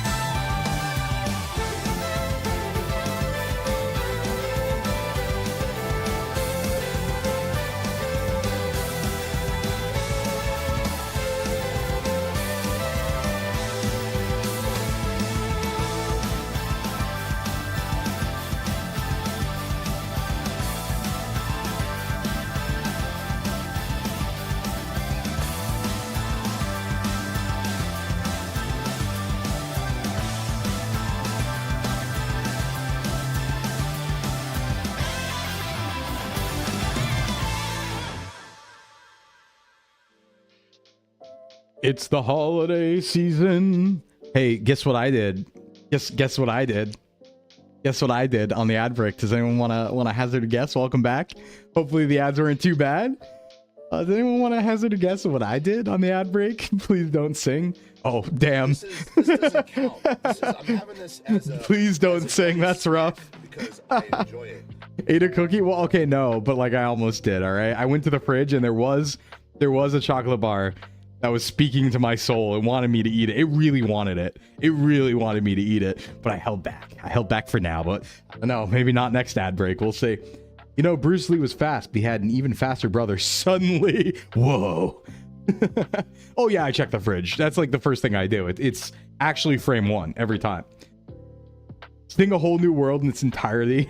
No, I like singing. I have a lot of fun singing. I have a problem with it though. So I never learned how to sing. I don't even know what my voice is. I think it's baritone for singing, but I'm not sure. I really don't have any idea because sometimes I can do bass, but like I want to go high. I don't know how to sing. I just try and copy what other people sound like. But the problem is the songs I want to sing are all very high energy, screamy songs. No idea how to do that. No idea how to do that. So I want to learn. I want to learn so bad. I want to learn so bad. What's your go-to car song? A lot of things that I sing. I mean, my go-to car song right now is Death and Romance by Magdalena Bay, but I don't sing it. I just kind of bop around to it, you know, and stuff like that. So it's not a sing song, but it's just me jumping and bopping around. My method for the chocolate bar. Oh, you know what song I've been really onto though? I can sing Down with the Sickness a little bit. I would say I'm actually like not terrible at Down with the Sickness when I'm actually warmed up and stuff and doing it. Cause I can do a bit of like, ow, you know, ow, and get it going. But I do like it, you know?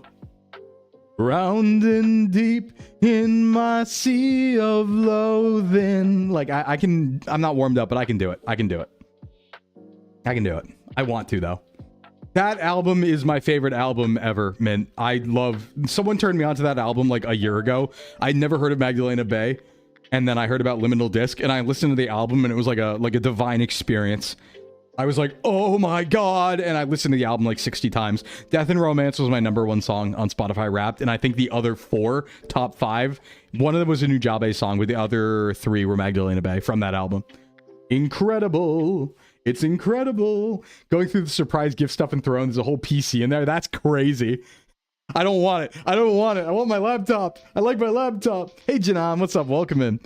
But yeah, that's something I want to figure out. Singing is definitely something I'm interested in. But the thing is, I'm kind of interested in everything. Like, you know, as a self-improvement VTuber, I kind of want to dabble in everything that I'm not great at. And I'm kind of interested in giving everything a shot. So it's hard to say one thing in particular because it's kind of like, yeah, I want to do all that. I kind of want to just do everything. I want to dance. I want to sing. I want to, I don't know, do 3D stuff. I want to cook. I want to draw. I want to do everything. I just want to get out, have a good time with everyone. Bounce around. All my top 5 songs were by the same artist. My top 3 albums were as well. Who was it?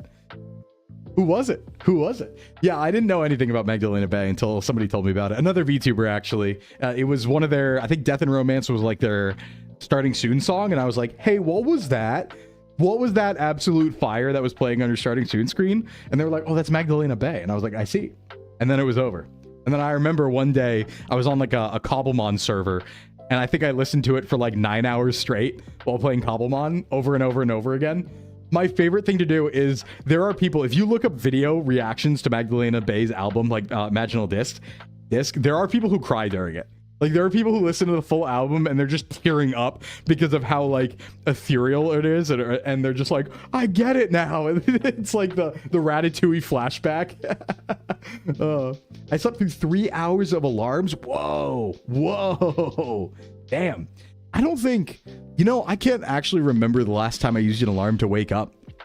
It must have been like pre-college, I think. Yeah, I think it was pre-college was the last time I had to like alarm to wake up. Because I wake up so early anyway, it never really matters. But The Search is my favorite album of all time. The Search from NF. What is NF? I'm sure I know what that is, but what is NF? Posted some tutorials on how to do metal vocals in your server. Ooh, that could be cool. My roomie used them as a frontman of a hardcore. Okay, I have a friend who is a hardcore band singer too. That could be pretty cool. Not even just necessarily metal, but just I like high energy songs. and screaming them and stuff like that. So it sucks that like a lot of bassy and baritone songs are really slower. And I'm like, that's not fun. Even though my voice is probably better for those, it's not nowhere near as fun. Like, don't get me wrong, I could probably fit Sinatra and like learn how to do that, but that's not what I want to do. What I want to do is like scream girly pop anthems, you know? I want to do like you know what song I've been obsessed with recently, just over the last couple days, is what is it? Untouched from 2007 by the Veronicas.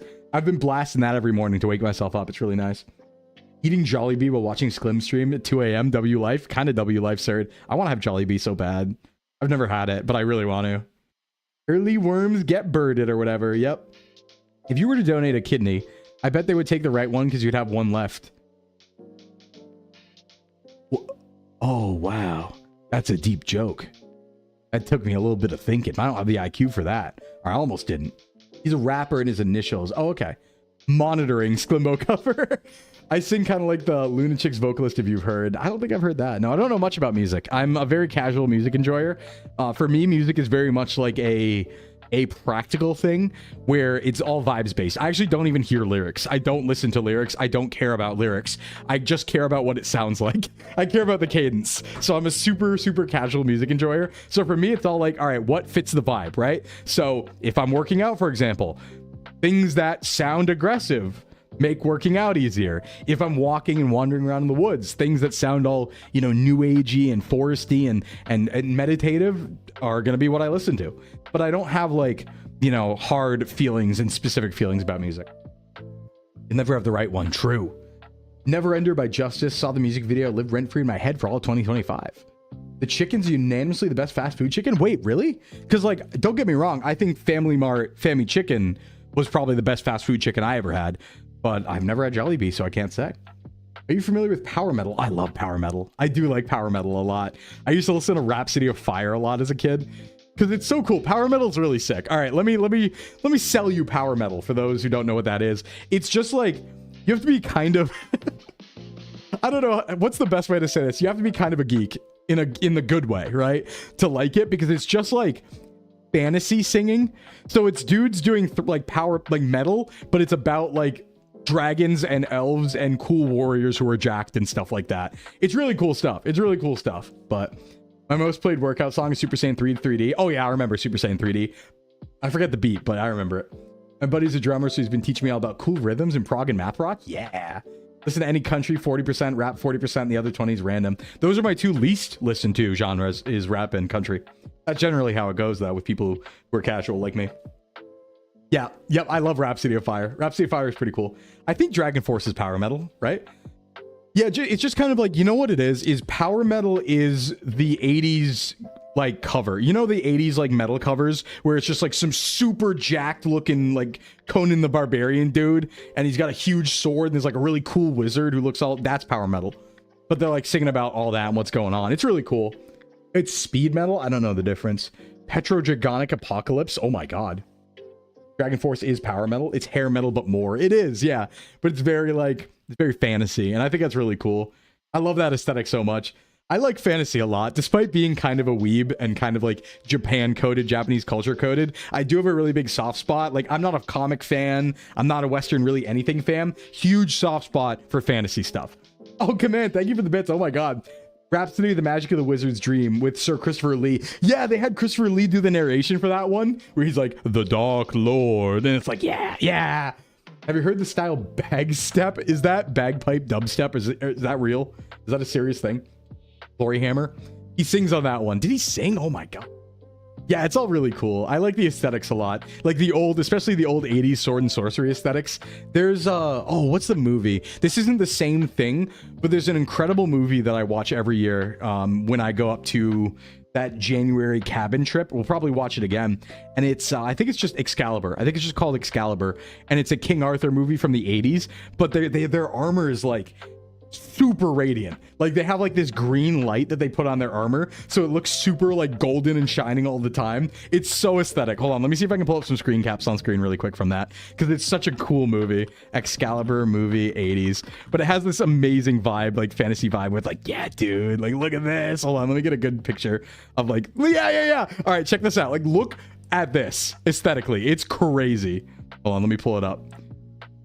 Oh, Jesus. Just open the picture. Don't do 20,000 things. Come on. It's probably because it's like a WebP or something like that. Just drag this. Look at this. That is Reddit. Why did it drag all of Reddit? That's not what I wanted. I wanted just the image. Thank you. Let's try that again. Can I drag just this image, please? Yeah. Look at that. Look at how shiny. That's how it actually looks in the movie all the time. It just shines like that constantly. It's insane. Did you check out Angra? Yeah, I've heard of Angra. I've heard of that. Yeah, it's just this shiny all the time. It's so sick. It's so cool. And then they have like a green tint they put on some stuff too. Hold on, let me see if I can find the green tint. Because it's incredible. It's just a visually very fun movie. And yeah, just a big fan of that sort of aesthetic. But yeah, just look up images of Excalibur. Here's another one. Oh, this is another good one. Looks like low budget sci-fi almost. Like there's definitely something sci-fi going on here, like Stargate or something, but it predates it, of course. But damn, look at that. Look at that. It's so sick. It's so sick. But yeah, I love that stuff. And just sword and sorcery in general is really, really cool. Really cool aesthetic. If you like costumes, do you know Windrose? No. Magic Sword, the band, stage setup is fun. And they have a sword? Really? Magic Sword. I mean, I would hope they'd have a sword. They're called Magic Sword. Ooh, what's that? Hold on. Band. Oh, whoa. They're like cyber wizards. Wait, hold on. That goes kind of hard. That goes kind of hard. Look at this. Look at this. There's a synth. Of course there's a synth. Of course there's a synth. These pictures are hard to pull up, but look at that. That's pretty cool. Big fan. Big fan. Oh, this is what I really like doing. We're going to do more of this in the future. I really like when I do just chatting streams to be able to do deep dives on just random stuff where it's like, let's just pull that up and take a look. That's pretty cool. Whatever that is, you know? That's pretty cool. So I'm a big fan of doing that all the time. Magic Sword seems sick. Windrose's cover of Diggy Diggy Hole. Oh, yeah. That's one of those things. But yeah, just fantasy in general is really sick. I don't know. I really, even though it's super, you know, everyone does it at this point, just kind of the old elf thing, elves and dwarves and the elven lands. Like, I don't know. Every once in a while, I get this vibe where I want to play like Neverwinter Nights or something, but for like a month. I've always had this kind of idea in my head, and it's nothing I ever have the time to do, but I've always had this idea in my head that it would be really cool to lock myself in a room for a month straight and like play an old like Western RPG and use like paper notes and stuff like that. Like do Morrowind or something, right? Like lock myself down, do not use the internet, play Morrowind for a month straight and figure out the game via taking notes, or doing that with like Neverwinter or something. It's just like a cool aesthetic, you know? Denpa Shonen. One of my favorite genres of VTuber streams are chat teaching the streamer about animals. Yeah. I've told you about the animals I encountered that I didn't know existed, right? I've definitely told that story, but let me see if I can like show them. I can probably like pull that on stream or something. The, what was it? Shoebills. I didn't know shoebills were real. So if you know what a shoebill is, it's really funny encountering animals you don't think are real though. That's like an incredible experience because you're like, wait, is that a real creature? Or is that a fantasy creature? Like, is this a real thing in the world? It's so fun running into creatures you've just never seen before. And for me, shoebills was one of those. I was like, that's fake, right? It sounds like a machine gun and it's like 5 feet tall. That's fake, right? And then it's like, no, I ran into them in person. It's scary, actually. Play Daggerfall? Yeah. Get the 90s kid experience. I was one, so I'm doing that with Kerbal's Space Program, having the time of my life. You know, going back to basics sometimes can be pretty cool. I know a band called Portal where the lead singer wears a giant cloak on his head when they do concerts. Yeah, that's cool. Spectacle's fun. What? Wait, what'd you say? Yo, Sclimbo, what was your thumbnail today? Oh, that's the soup store, Minty. Welcome in. Go pro tips on Morrowind. I've never played Morrowind. I played Oblivion and Skyrim, but shoebills are scary. Discovering something that doesn't exist. Have you listened to Brother of Metal? No, they're the ones that sound like machine guns. Yeah, they go like da da da da da da da. Yeah, so Sird, I didn't think they were real. I've definitely told this story on stream before, but I was in Japan and I was wandering around an area where there was a zoo, right? But I didn't know I was near a zoo, so I was kind of just walking around on trails and paths in this like woodsy park area. And I just start hearing like machine gun noises. And I was like, what the hell is that? And so I went looking and I just turned the corner and there's these like giant 5 foot tall birds that just clack like machine guns. And they were like walking really slowly. And I literally have a video of me looking at them going like, what are you? Like, are you real? What are you? I've never seen this before in my life. Really weird. Usually it's narwhals. Yeah, there's a few creatures that people get like mistaken if it's real or not. Narwhals are one of those. They're real. They're real. Are dodos? Yeah, dodos are extinct, but shoebills aren't. They are very much real. A Viking lore band. I see. I see. I went towards the source of the machine gun sounds. Yeah, of course I did. I want to know what's going on, you know? What's up with the machine guns?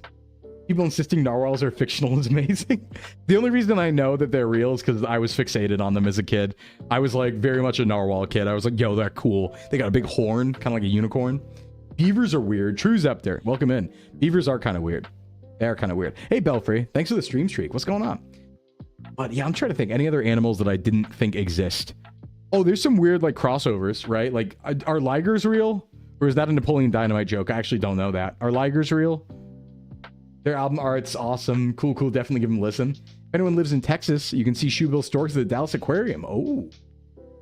Oh my god, the narwhal song, J-Ray. Damn, that brings me back. Ligers are real. Okay, good to know. If we deny narwhals, explain the hyrax. What the hell's a hyrax? Hyrax. Is that real? Oh, that's the little dude who smiles. Oh yeah, that's the little dude with the little smile. Okay, I thought I only learned this existed like a few months ago. Because someone sent me a video of like, check this out. And I was like, oh, look at that. He's just a little guy. He's smiling all the time. They're mules? Wait, I thought ligers were a cross between a lion and a tiger. What? They're mules? Huh? I posted an animal on someone's stream exactly what someone said in chat and they thought it was AI generated. It's like, you ever seen the XQC clip? I know I've probably referenced this like 5 times, so apologies. But the XQC clip of him misidentifying animals, where he'll see like a wolf and be like, oh, a crocodile. Or like a llama. It's so good. Cheeto. Yeah, Cheeto. It's a Cheeto. He calls it a Cheeto. They're cross. Mules are crossbreeds too. Oh, that's what you mean. That's what you mean. They're the cat version of a mule. I see. Quokka's the smiley one. The hyrax is the angry one. Oh, wow. It's like Morpeko. Wait. Is that what Morpeko's based on? Wait. Because it kind of looks like Morpeko. Is Morpeko a hyrax or a quokka or whatever it is? Because that does that. Where it's smiley and then angy. I love the Snoop Dogg animal plays in that for that. I don't think I've seen that. They're a lion and a tiger mix. However, they crossbreed in unviable and they're both sterile. Well, they should just try harder. They should just figure that out and try harder. Every Pikachu is just some mouse. Yeah, but I don't know. Maybe it's Morpeko. That could explain some things. Definitely could explain some things. So, Axolotls are weird. Yeah, they are. They're kind of smiley too. I had the opportunity to buy an axolotl, but I heard that they're very hard to take care of. I heard it was kind of complicated. There used to be a quagga. That one was real and looked like a cross. Let's see. But it was its own thing. Extinct now. Okay.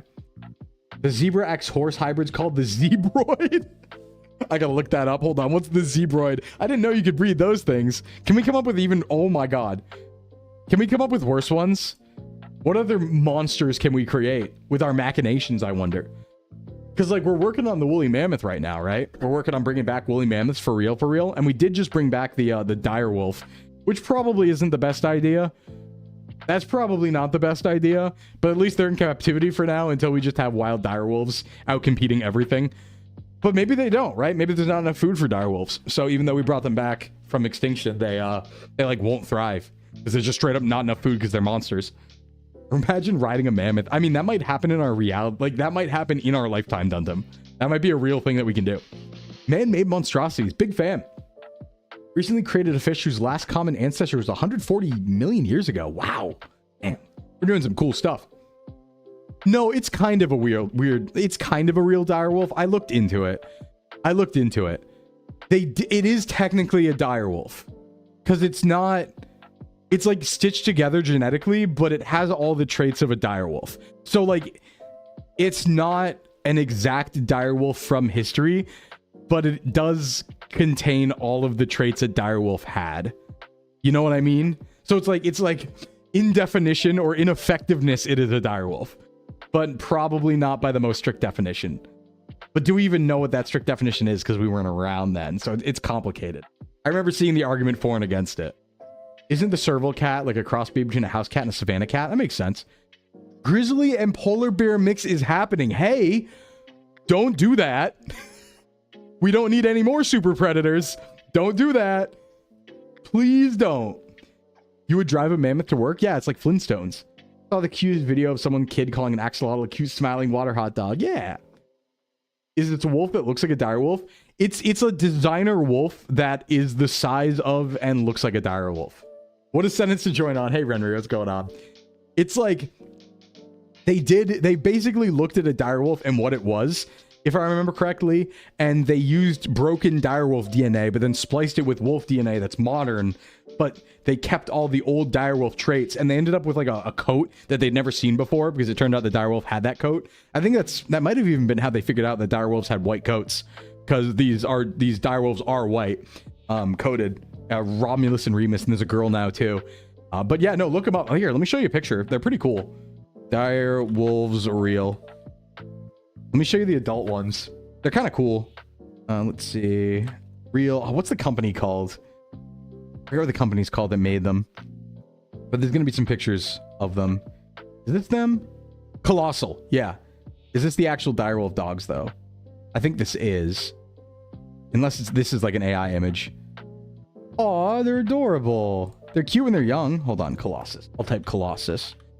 Of course, a company called Colossus is doing this. Like, oh, man. All right, here we go. Here's a picture of one of them. Look at this. Look at this creature. Look at this beast that we have here. Look at that. Look at that guy. So this is technically a direwolf. Technically. Technically, sort of. But it's just he's just a dude. He's just a guy, you know? Just a doggo. I'm citing my friends with a zoology degree who work with animals. It's a laughingstock to the community. I mean, yeah, but they might be up their own butt about it. That's probably the hottest take I'm ever gonna have. But like, they might be like, actually, when it's effectively a direwolf. We have to be careful about that, right? Because they might be right. They might be right on like a technical standpoint, but they can also actually when the direwolf outcompetes and eats everything because it is literally a bigger wolf, right? Like, if it fills the niche of a direwolf, like the ecological niche of a direwolf, and it has all the traits of a direwolf, it's like, you know, if it looks like a horse, it sounds like a horse, and, you know, that sort of thing. It's like, well, it might as well be one, so we shouldn't make too much fun of it, because if they release it in the wild, take it seriously. They are gray wolves, except for a fraction of a fraction percent. I thought it was a little more than that, because they're bigger. Like, significantly bigger. Aren't they? Pizzly bears. We're calling them pizzly bears and not growler bears. Come on. Growler is like way better than pizzly bear. Come on, pizzly bear? Are we sure about that? Anyway, I don't want them. You can put those back. You can put those back. We don't want grizzly polar bears. That's just a worse grizzly bear and a slightly less bad polar bear, but maybe it can live outside of polar climates, in which case, maybe, listen, maybe we shouldn't invent super predators. That didn't already exist. I kind of like being able to walk in the woods without dying. Kind of a fan of that. My dad used to own a half wolf that was chained up and he called him Kino. That's scary. Pizzly bear sounds like it should have a top hat. Yeah. Hey, what's up, Fire Rescue? What's going on? What's going on? How's it hanging? Pizzly will make camping fun. Why not? But yeah, we should be careful because if we make too much, here's the problem, right? I don't mean this in like an insulting way to any like people studying animals and stuff, but if they don't take colossal seriously and they're like, oh, they just made a silly big wolf, haha, and they don't treat it like that could be an actual thing, we will have woods full of dire wolves eating everyone.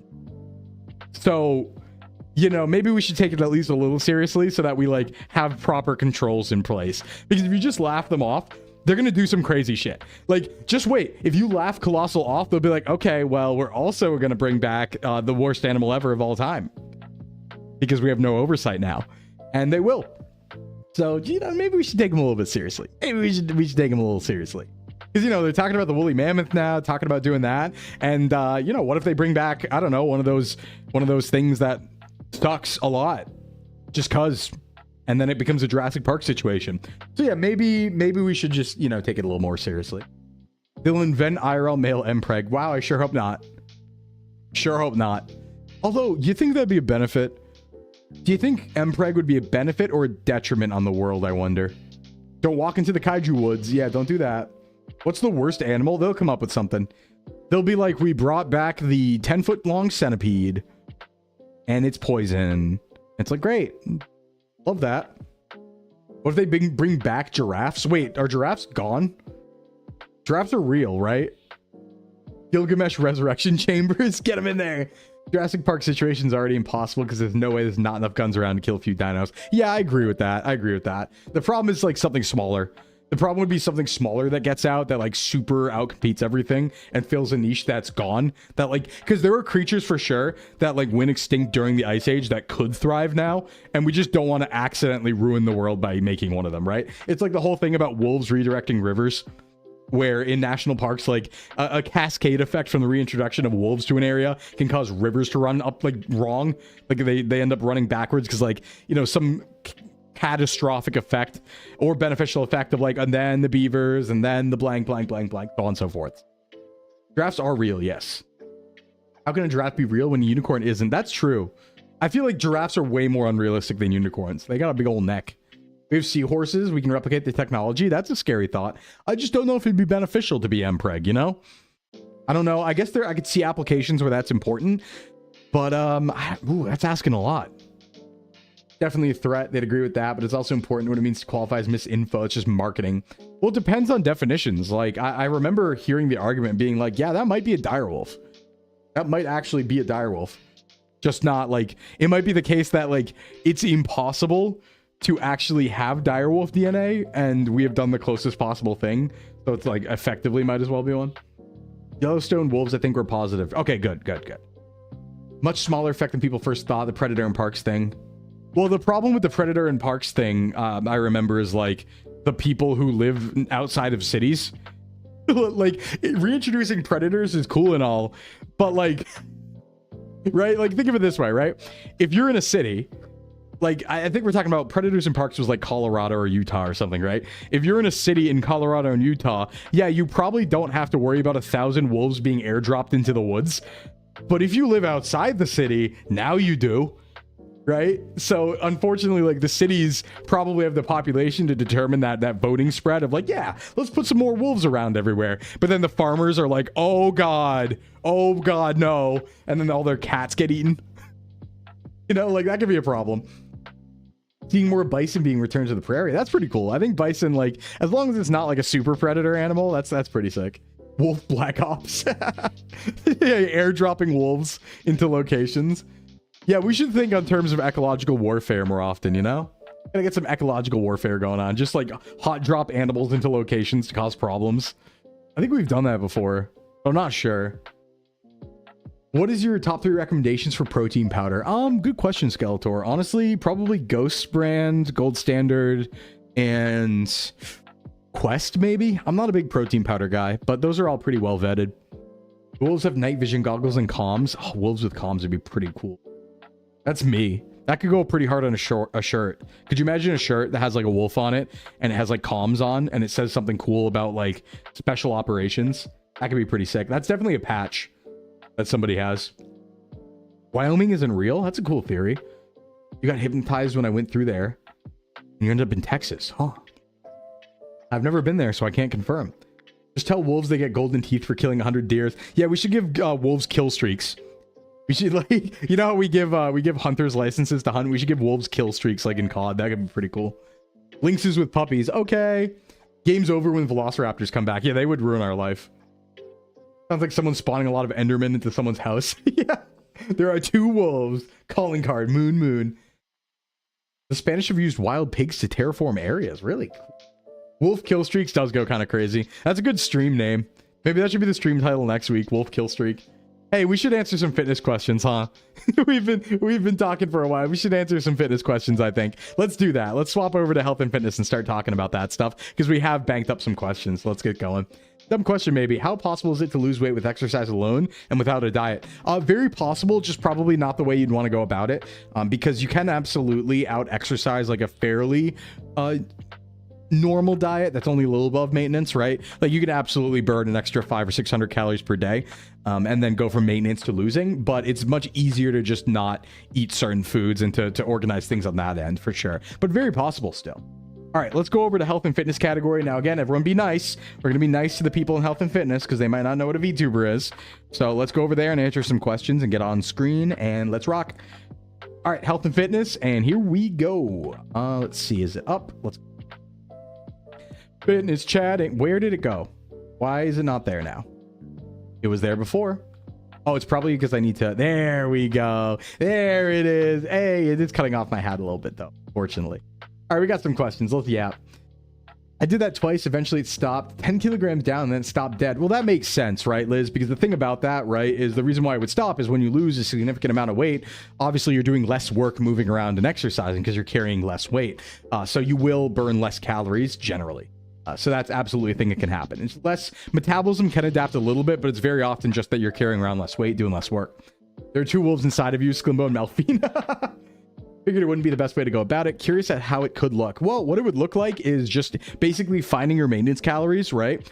And then exercising a bunch. And then you would definitely lose weight, right? Because you'd be at maintenance, but you would then be adding on top probably 500 or 600 extra calories per day of exercise. So yeah, that's how that would look like, you know?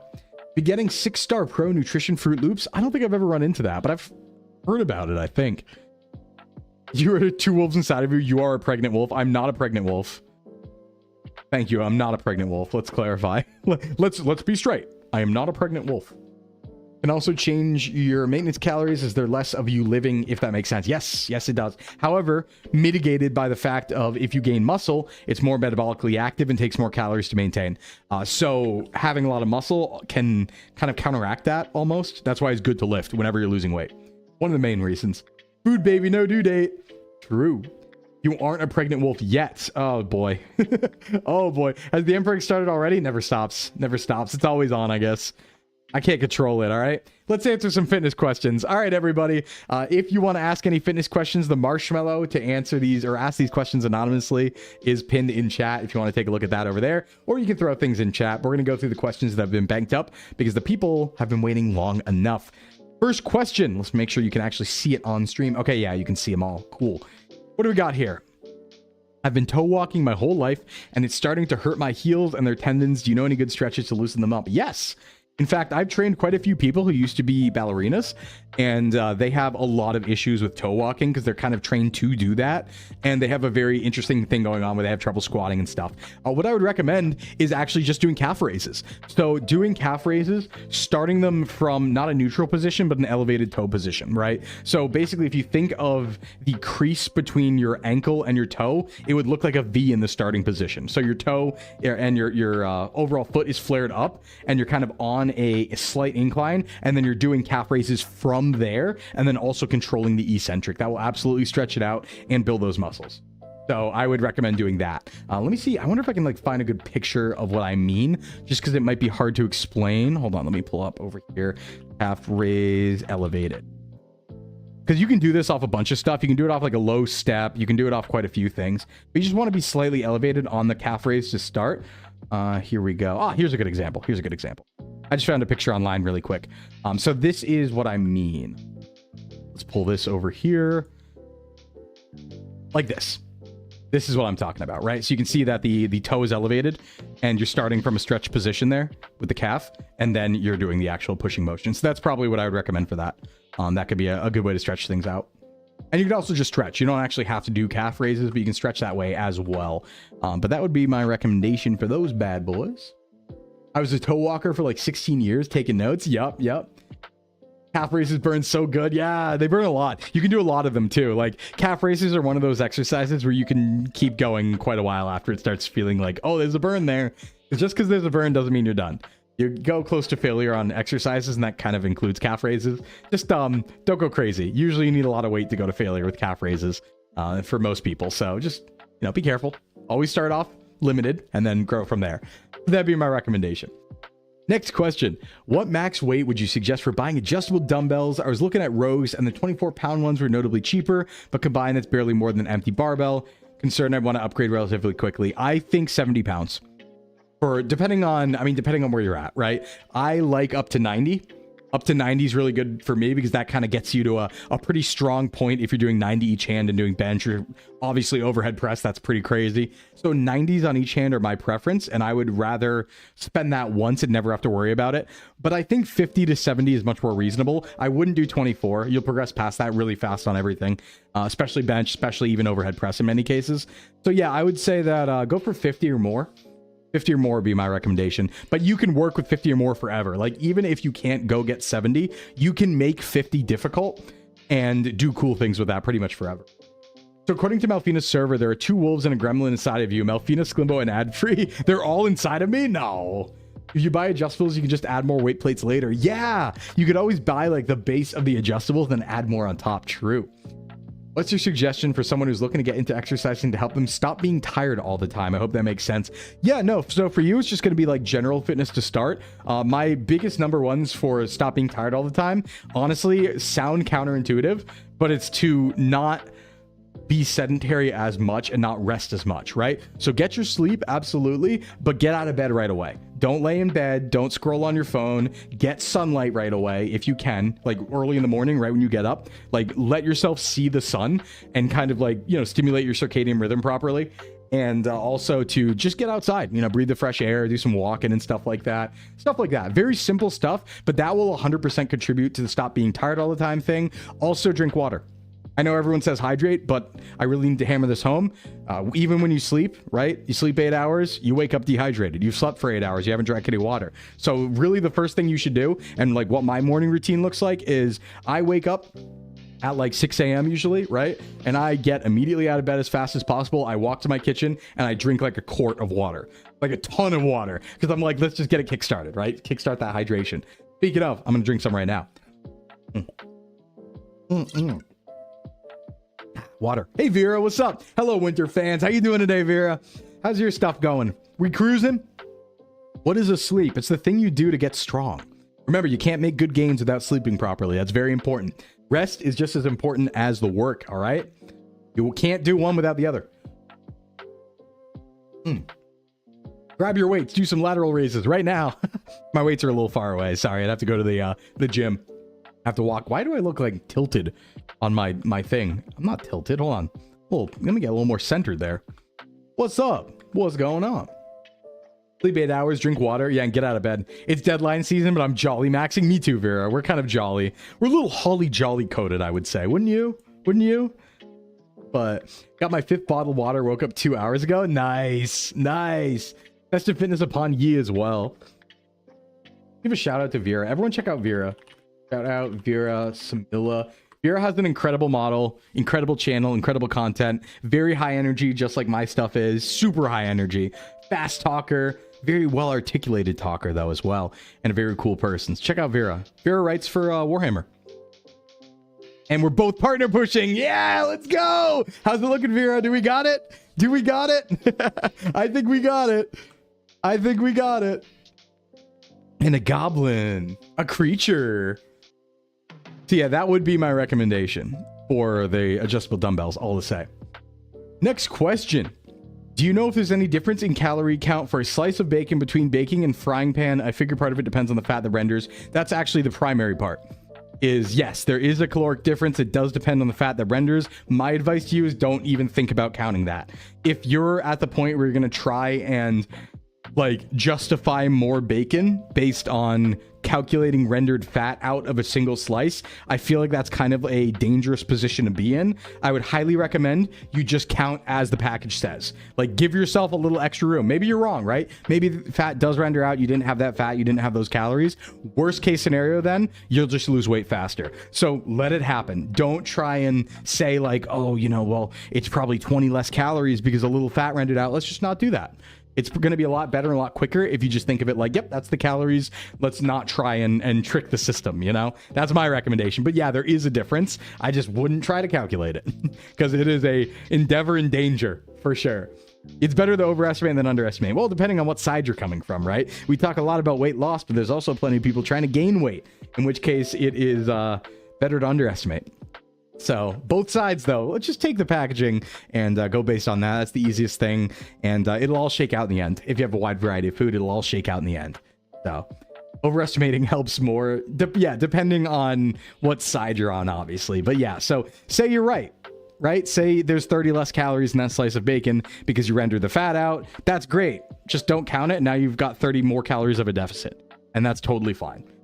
How important are micros? I know macros are a bit of a focus with most diets. I mean, micros are very important. Yeah, you should get all of them, and you will get most of them from a varied diet and stuff, but that's where you bring in things like vitamins, you know, daily multivitamins to supplement some things and things such as that. But yeah, they are really important. I mean, if you're deficient in certain vitamins, it can absolutely cascade affect everything else. We talk a lot about testosterone, we talk a lot about vitamin D, iron deficiency. A lot of those things can cascade. A lot of those things can make you feel very tired, and then when you feel tired, you get up less, you move less, you exercise less, and because of that, then you might eat more, and so on and so forth in a cascading effect. So very important. I'm also a big fan of like people getting regular blood tests and regular blood checks to be like, hey, listen, go to your doctor, and if you're feeling lethargic, first thing I think you should do is like if you've like worked on your diet and your sleep and you just generally feel like brain fog, lethargy, and stuff like that, my number one is go to your doctor, get a blood test, get a full panel done, see what you're deficient in, because that might just be it. 50% of the time, I would say it's just that. And it's not anything mental necessarily. It's more that there's a deficiency in your body that's affecting everything. So just get that checked out first, I think. Fried up a pork bricken to see how it worked. Cooked fine, been cut up and cooked with other stuff. Nice. Some pork bricken. I don't know what I'm having for dinner tonight. I got some ramen. I have some bagels with like, you know, cream cheese and like turkey. I have some mac and cheese. I went to the grocery store, so I have a lot. What else do I have? I could get something. I could go out and get something because I have a lot of calories. I think I have like 1,100 for dinner tonight still after all my lunch after stream and stuff like that. So I got a lot to work with. Yeah. Blood test. Uh-oh. I'd recommend you do it. Listen, I was like that too. I didn't get a blood test for like 15 years. I didn't go to the doctor for like 15 years. So I would just recommend it, you know? Start getting on that before it gets too bad.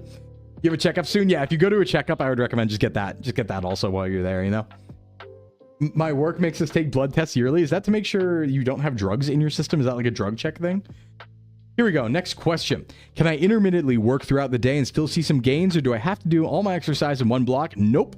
You can absolutely do that, and it definitely works, and I'm a big fan of it. I think it's a great way to break up a session and not make it feel like, oh man, it's after work, I'm tired, I really don't want to sit in a gym for an hour and a half between all these sets, do a big full workout. Absolutely, you can split it up. I would say, actually, you know, I talked to somebody about this recently, and the studies on it seem to indicate that you don't even necessarily have to do all of your sets in one session, because like my traditional thinking would be like, yeah, you can split it up, just do all your benching at once. Be like, do 3 sets of bench and then leave, do something else, you know, go work, and then you could do 3 sets of squat later or something like that, right? But I did see some evidence that you can even do like 1 set of bench and then way later another set of bench and then way later another set of bench for the same effect, which does make sense, but it does feel wrong.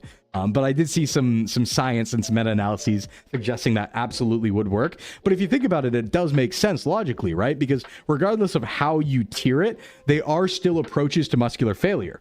So regardless of how you break them up, if anything, maybe you've recovered so much that you can do even more work in that next set. So I don't think it's necessarily going to be, you know, more beneficial, but it definitely works. And I would recommend it. It's a great way to split things up when you're busy and still get a workout in. Honestly, it's kind of what I do right now.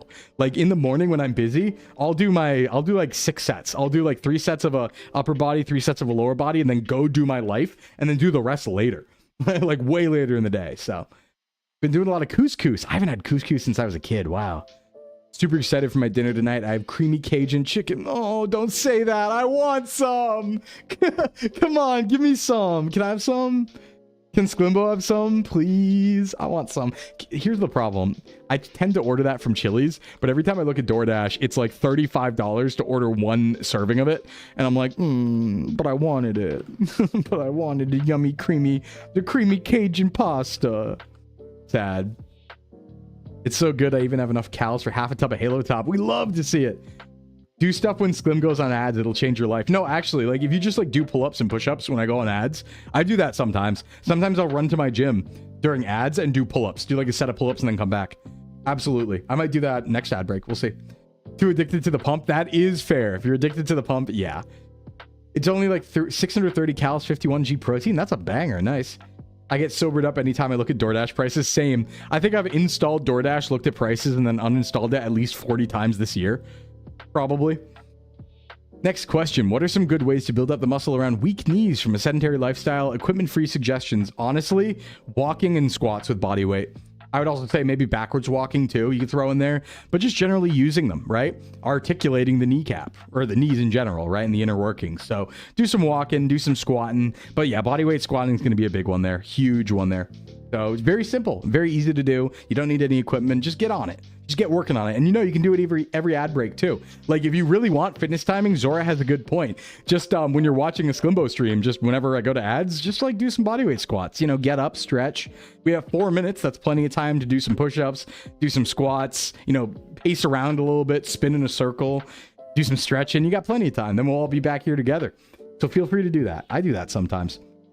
35, felt my soul leave me. Yeah, it sucks because I definitely like delivery in other countries is also cheaper. So it's like, ah, man.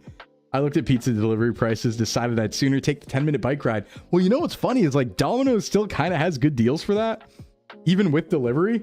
Like, don't get me wrong, like DoorDash is hyper expensive, but I've looked at Domino's a couple times and been like, you know what? $25 with tip for a full large pizza and a full large sandwich isn't that bad. That's like for 2 big food items for combined calories of like, you know, 3,500 or something. That's not too bad. I can justify that, I think, sometimes, every once in a while. Cottage cheese and Greek yogurt sauce mixed with seasons. Yo, you got seasons mixed in there? Like what ones? Like fall? Like spring? Like which ones? Like what seasons do you put in there? I'm just being silly. Red beans are a cheat code. Less than 100 kcal for 100 grams of fiber and no sugar carb. Yeah. I don't know how to make beans, but beans are good. I like them. I just don't know how to make them. I haven't figured that out. Pizzas are like $7 each. True. I like summer. It tastes spicy. So that's pretty true. Yeah. I mean, I guess they would just kind of taste like what they smell like, huh? Hey, Carmela. Thanks for the follow. Welcome in. They probably would just taste like what they smell like, right? So like pumpkin spice for fall or apple. What would winter taste like? Pine needles? I don't know. Don't bully, I can't spell. Don't worry, me neither. I guess I can spell a little bit. I kind of got cooked on the spelling bee at the end there, huh? For those who watched that. Damn. Winter is mint. Oh, yeah, that's actually a good point. It totally is mint. You're so right, actually. Make chili con carne without rice. I guess summer's like, what, burger flavored? I'm an American. What's summer flavored? And spring? Eggs? That's also pretty Easter coded. Wintergreen and spearmint for winter. I agree with that. They taste like snow, or they feel like snow. Feels like a cool winter's breeze. I don't know about summer and spring though, to be honest. Charcoal for summer. Adam's Reserve white wine garlic butter seasoning goes great with chicken breast. That sounds so good, Tony. Damn, maybe I need to get Cajun pasta. Oh, is there a way to get that tonight? Maybe. There might be an easier way to get that tonight. We'll look into it. Summer's like those salads with strawberry and sunflower seeds. That's a good point, Gothy. I agree with that. Summer would be like Tajin, and spring would taste like fresh basil. Ooh, yeah, basil for spring kind of hits. Maybe like a lamb with basil would be pretty springy. Fall's clearly pumpkin spice. Agree. Winter cinnamon. Winter is cinnamon I also like, because if you ever seen cinnamon sugar, like if you ever smell cinnamon sugar, it does just smell like Christmas. Like you smell it and you're like, I get it now. That's a holiday smell. That's where it is. That's like where that lies, you know? All right, a few more questions. Thanks for putting them all in, by the way, everyone. Spring onion or scallion? Maybe, yeah. Have you influenced the influencer? I'm very influenceable. I mean, that's what we do here. I evolve based on chat interaction. So very influenceable by definition, you could say.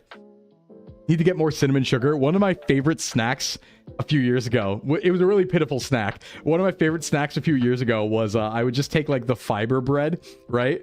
And I would just like put a tiny bit of butter on it, like 20 calories of butter, and then just sprinkle some cinnamon sugar on top and just eat it straight up. And it was really good. Thanks for the hydrate and stretch, Hydra. How are you doing?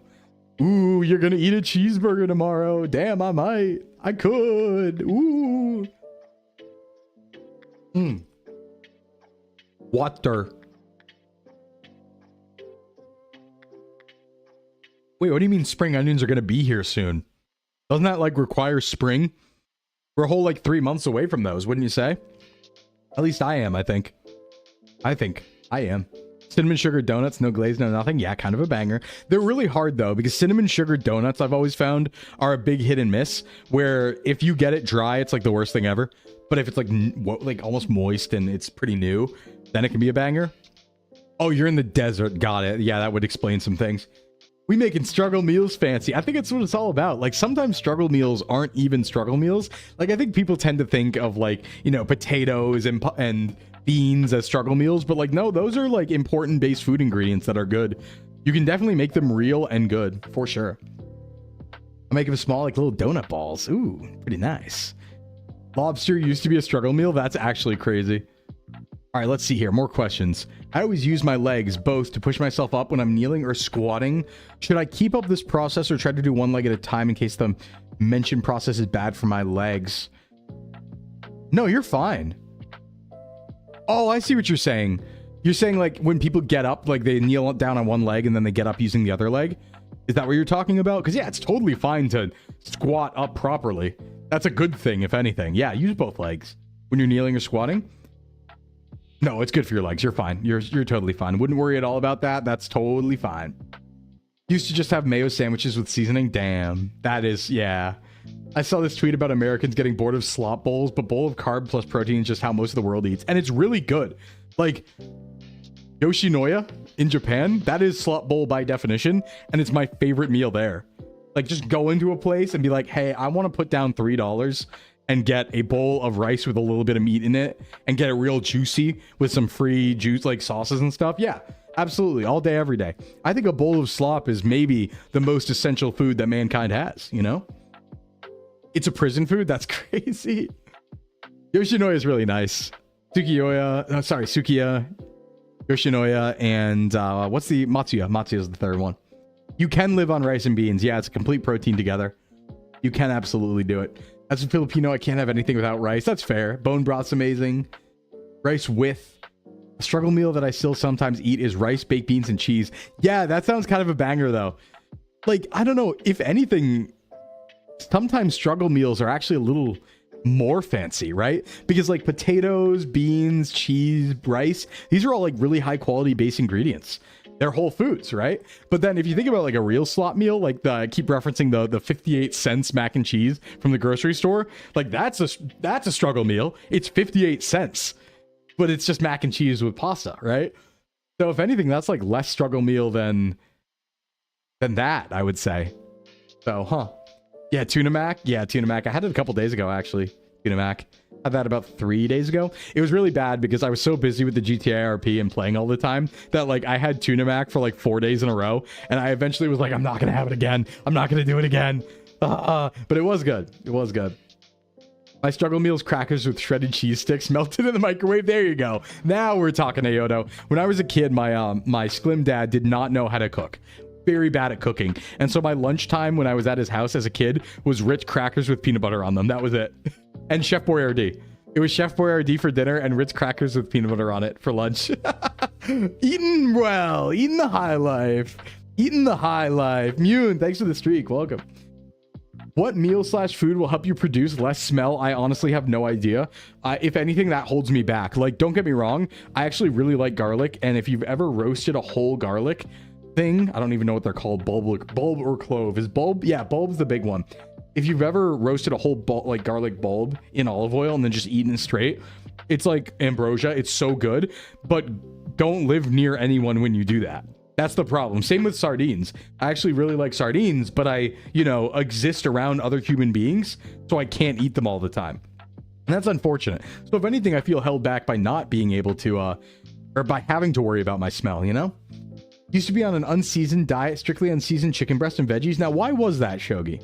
What's the justification there? Because seasoning is kind of just free. Garlic is so yummy, the smell is breath. Yeah, I know. It's just like, damn, I wish I could. Because I'd eat it every day. I'd eat like 2 of them. I had garlic max. I know what to do in the gym. My biggest problem is going. How do I force myself to go without paying someone to come to my house and kick my butt all the way to the gym? General tips I always give for this question, because I do get it a lot, is try and make sure the gym is on your way back from work so that you have to stop there rather than going home first, and make it part of your work routine. That's a big one. Number 2 would be convince yourself that you're not going to the gym to work out, just going there, and then if you don't feel like it, you can come back home. That way you just get to the parking lot and you're like, well, I might as well go inside. That's also an option. Another one is if you drink caffeine, don't have it at your home. Put like barriers in your way so you have to go out, right? So like make it so that you have to like go to a gym nearby the grocery store, and when you need caffeine and you want caffeine because that's an addictive thing, it is not accessible to you unless you go out and get it. And that'll help you go out and be like, well, I'm next to the gym, I might as well go. If you work from home, that one helps a lot because it's really hard to try and get out and go to a gym when you work from home.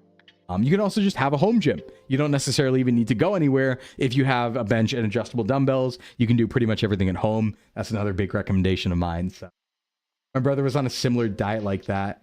Do it anyway, become ungovernable. Yeah, if I lived alone, maybe. My biggest one I did was telling people I was going to the gym. So if I didn't, I was being an untruther. Oh my God, true. Yeah, just straight up tell people you're like, yeah, I'm going to the gym right now. About to go. I'm out the door, you know, force yourself to. Has weights literally within reach when sitting at the computer. Yeah, that's a good one, Liz. That's a really good one. And just sneak them in. Like we talked about earlier, you can split up the workout. So if you just keep them near you when you're working, if you work from home, just keep some weights on the desk nearby or on the floor nearby. And then every time you get up, just do a set of something and then walk away. It'll build on top of itself pretty fast. Pretty fast. Biggest diet life hack, air fryer. You know, people talk up the air fryer a lot. Quite a bit, actually. I just don't. Maybe it's because I have a toaster oven. I really don't see the benefit between a toaster oven and an air fryer. Hey, Rebel, welcome in. I don't really see the difference. Like, they kind of work the same in my mind and have the same cook time. So maybe I'm missing something, but my toaster oven seems to kind of just work as well as air fryer. So I just kind of imagine maybe it's a bunch of people who don't have a toaster oven because it's really efficient. Don't get me wrong. Like, if you don't have one, absolutely get one. Big fan of that, but I think I already kind of have one. I've been making myself do ankle weights when I'm gaming. My water bottles are downstairs and I do sit-ups before stream. That's a good idea, Gothy. You got it. Keep working on stuff like that. Kettlebell by the desk is a good idea too. League of Legends, when you die, you got to do 5 squats. Yeah, that's a great one. Especially in high death games, right? Or even Call of Duty or something where it's like, if you die a lot in like a COD lobby, just do like, 5 every time. Air fryer's a little better crisping. True. You have a 25-pound dumbbell behind you. Nice. He's going to start the "you clearly don't have a toaster oven" meme. Yeah, you need to buy a toaster oven. I think I need a new toaster oven. Actually, I don't. It still works, but I've had it for like 20 years. I can't watch streamers I love without having worked out before for endorphin reasons. Yeah. What you should do is you should associate streamers you like watching with workout endorphins. It's like a Pavloving, right? Pavlov yourself into that. Throw in toaster oven. I don't really think I need one though, because even though I've had mine for like actually since probably the 90s, it works. So hey, you know, and as long when it doesn't cook things anymore, then we can talk. But Breville toaster oven, you love yours so much. All right, another exercise hack: chase your pets around the house. Just chase them, run around in a circle. Okay, good question. What exercises should a pregnant lady or an mpreg male do? Well, unfortunately, I'm not a specialist in this. I'm not really qualified to train people who are pregnant. That's a little more of a specialist thing. I do know that it's important to work on pelvic floor exercises. That's about all I know. I do know that a lot of exercises are fine to do as long as you're careful and you don't affect the actual like baby region, you know? Like, you should still be able to do many workouts further into pregnancy as long as you're careful and as long as you don't stress yourself too much and as long as you don't interfere with that area, right? But I'm not a specialist on that, unfortunately, so I'd look up some more info on that before you trust me. But I do know pelvic floor exercises are very important there. We have a microwave with an overhead grill option. We haven't tried it yet. Toaster hack: when it breaks, just light a fire below it. Yeah, that would work. Like fire, you know? The FBI is watching. They don't want you to know about it. Is it actually true that Rice Krispie Squares / gummy worms can improve the pump? Yes. Absolutely. This is true, but it's probably not worth it. So there's a couple things here. Not necessarily for pump reasons do people eat Rice Krispie Squares or gummy worms during exercise. It's not only for pump sometimes. Some people do it for inter-exercise nutrition and inter-exercise fueling. The idea being that, hey, I'm doing a really hard exercise. Halfway through it, I'm getting tired. I want a lot of quick carbs and a lot of quick sugar to give myself energy for the rest of the set. That being the case, most of the time you don't need that.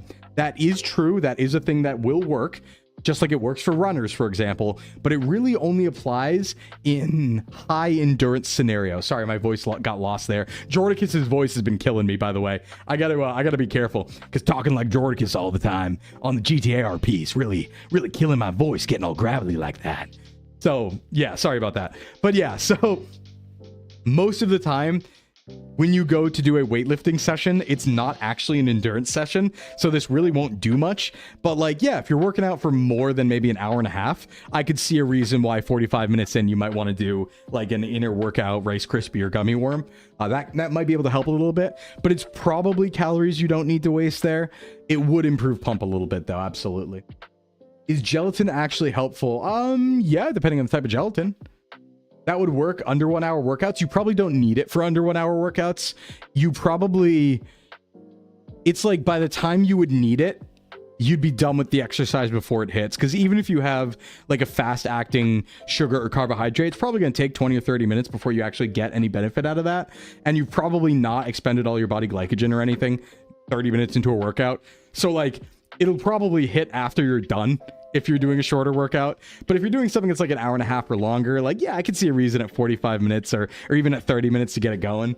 I've never done it, but I've seen people do it. You probably don't need to do it. It's not a big deal, but I could see how it works on pump too. Because remember, pump is very carbs based. Like getting a big pump, people generally will look their biggest after a carb load. That's really where pump comes from. So yeah, this can help there. Gravelly voice is a VO session killer without practice. Yeah, and I sure as hell don't have any practice VO. How do I do cardio without doing cardio? I have bad endurance to become out of breath easily. I need to not do that. Unfortunately, the only way to increase that is to push it.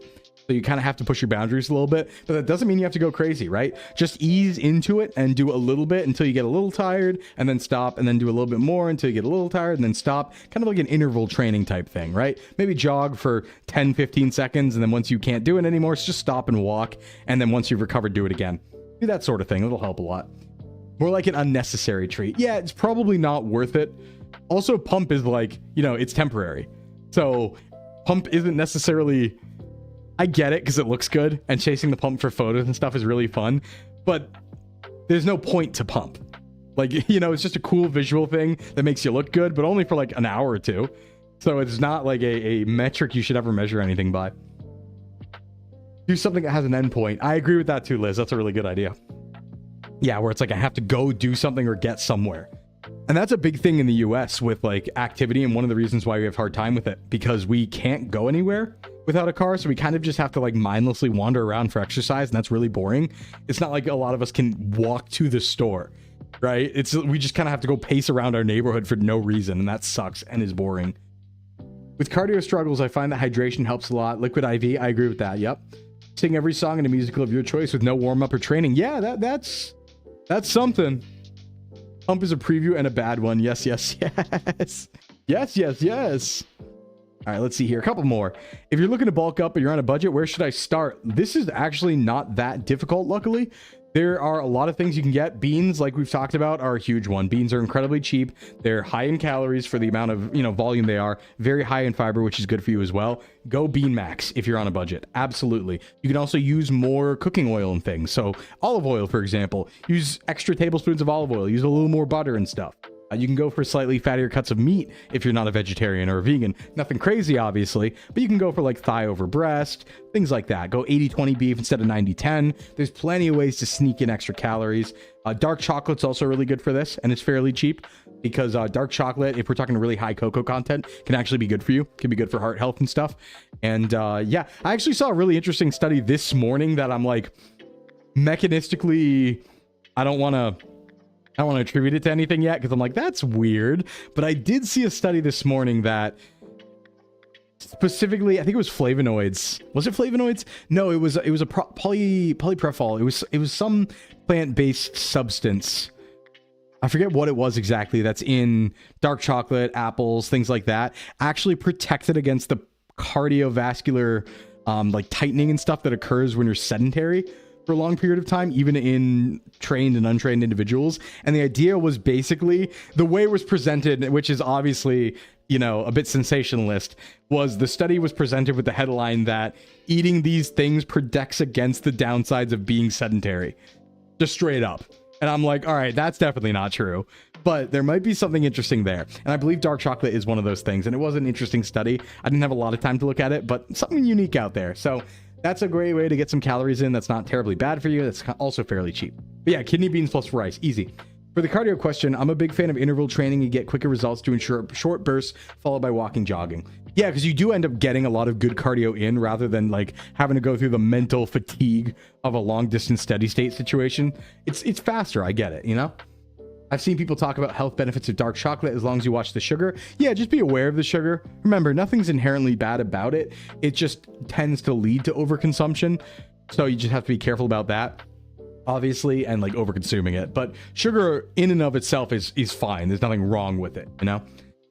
Maybe too niche of an issue, but got any recommendations for making a cheap exercise bike with a painful seat less debilitating?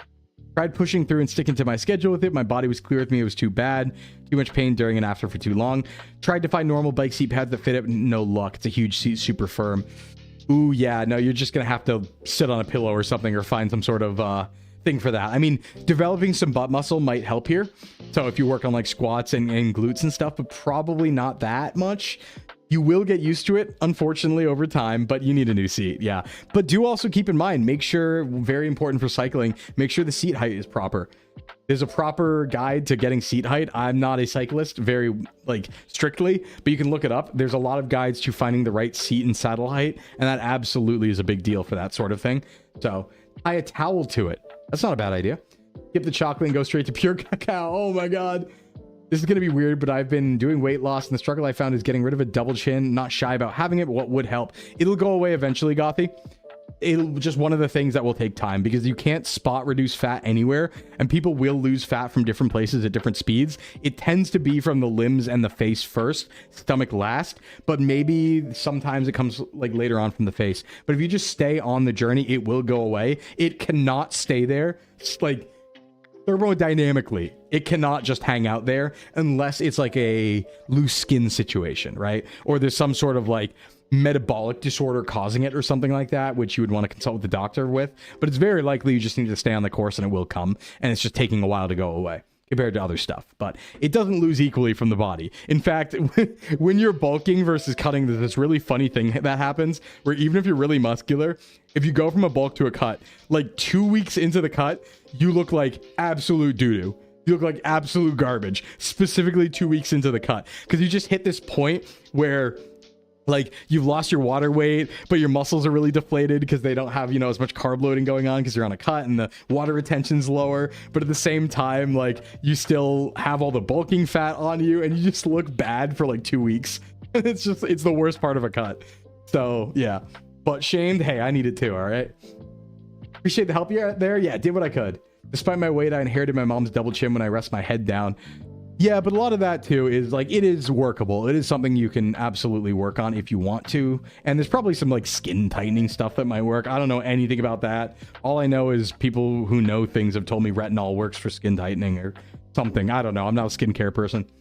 Hey, Soup, what's up? Sorry I'm late. My alarm didn't go off. Hey, no problem at all, Soup. You're never late. You're right on time when you need to be, you know? Think about it that way. That's what it's all about. How reliable are the body scanners that I've started seeing in a lot of gyms? They're not. They're not. It's more of a take it with a grain of salt. Yes, it is. The only really accurate way to determine your body fat percentage is going to be like an immersion tank, right? Or some facility you go to that measures it. The general ones at the doctor's office and stuff like that just kind of send an electric pulse through you and then tell you things are super inaccurate, incredibly inaccurate. So don't put too much credence into it, and I definitely wouldn't design a workout plan around it. But luckily you probably don't need to, because even if it was accurate, you likely would not design a workout plan around your body fat and muscle percentages. You would design a diet plan around your body fat and muscle percentages. So workout plan should be fairly similar in a bulk and a cut, you know, same exercise selection, that sort of thing. Just maybe playing around with volume a little bit. All to say that, yeah, you probably wouldn't want to determine based on that anyway, but yeah, they're not very accurate. I don't even know how much I'd have to lose for that. Yeah, and that's hard to say. You know, it's individual, person to person. But it's also something to try not to be too worried about, right? Everyone's got things going on. My mom's side of the family has that rounder face, weaker chin. Yep. Sometimes it is genetic. Sometimes it is face shape and chin definition and that sort of thing, right? That sort of thing can happen. True. All right, if we don't have any more fitness questions, I don't want to go to ads, but we can play a quick Scrandal food guess around, I think. Get a little bit of that going on real quick. Is mewing an option? You mean John Mew? The invention by John Mew, mewing? I don't think mewing works. I don't think mewing works scientifically, as funny as it is, but I think it might work in like childhood or something. Like I think there was something about like the original reason it was developed was for fixing something in babies or like teenagers who weren't through puberty yet. But like when you're already an adult, I don't think mewing does anything. I don't think, but I also don't know that much about it. Gotta order my lunch before Scrandle. Yeah, this is the prep for me to eat right after stream. Mewing's for like jawline stuff. Yeah. All right, let's go back to, actually, do we want to go Geo Games for that? No, let's just go back to just chatting. We're gonna head back to just chatting, and we're just gonna hit some Scrandle and some food guesser real quick. Do our dailies. Do our dailies here. So when you become a cat girl, that makes sense. What even is mewing? Yeah, you gotta, you know, you gotta gotta work. I need a mew toggle. I need a mew toggle so bad. All right, let's check out some Scrandle. If any more questions come in, we will hit them next week. All right, Scrandle. For those who don't know Scrandle, we are guessing the best food in sports game foods. Let's play the daily. So as you can see, we have two options here. It'll say from where they are up at the top. It'll say the price data, and we have to choose not only which one looks best, but which one other people probably picked. A little bit of a fun guessing game, but it's always fun to see some foods before I eat. You think 2? How much protein do we need in a day again? Depends on your size, your weight, your height, your gender, many concepts. But generally, I like to tell people, like, if you want to be really optimal, go like over 150 for guys and over 100 for women. But it's very variable. That's a general average based on average body weights and body heights for different sexes and stuff like that. But you should individualize it. It's putting your tongue against the mouth of the ceiling to raise the neck flaps. Yeah, to make a jaw. All right, do we want jerk chicken and rice for no unknown price, or buffalo chicken over rice for $5.50 from Japan? Well, okay, I like Japan. I'm Japanese coded. We're going here. Oh, that's the bonus round. Never mind, that's not the main game. So I'm Japanese coded, so I'm always gonna pick the Japanese food pretty much all the time. Mewing reminds me of the old joke about why lesbians often have strong jawlines. Oh, why would that be? No, I get it. We got sausage roll with vegetable soup. Ooh, that looks unappealing. And chocolate donut for $2. You know what? I'm going here. Okay, yeah, that's easy.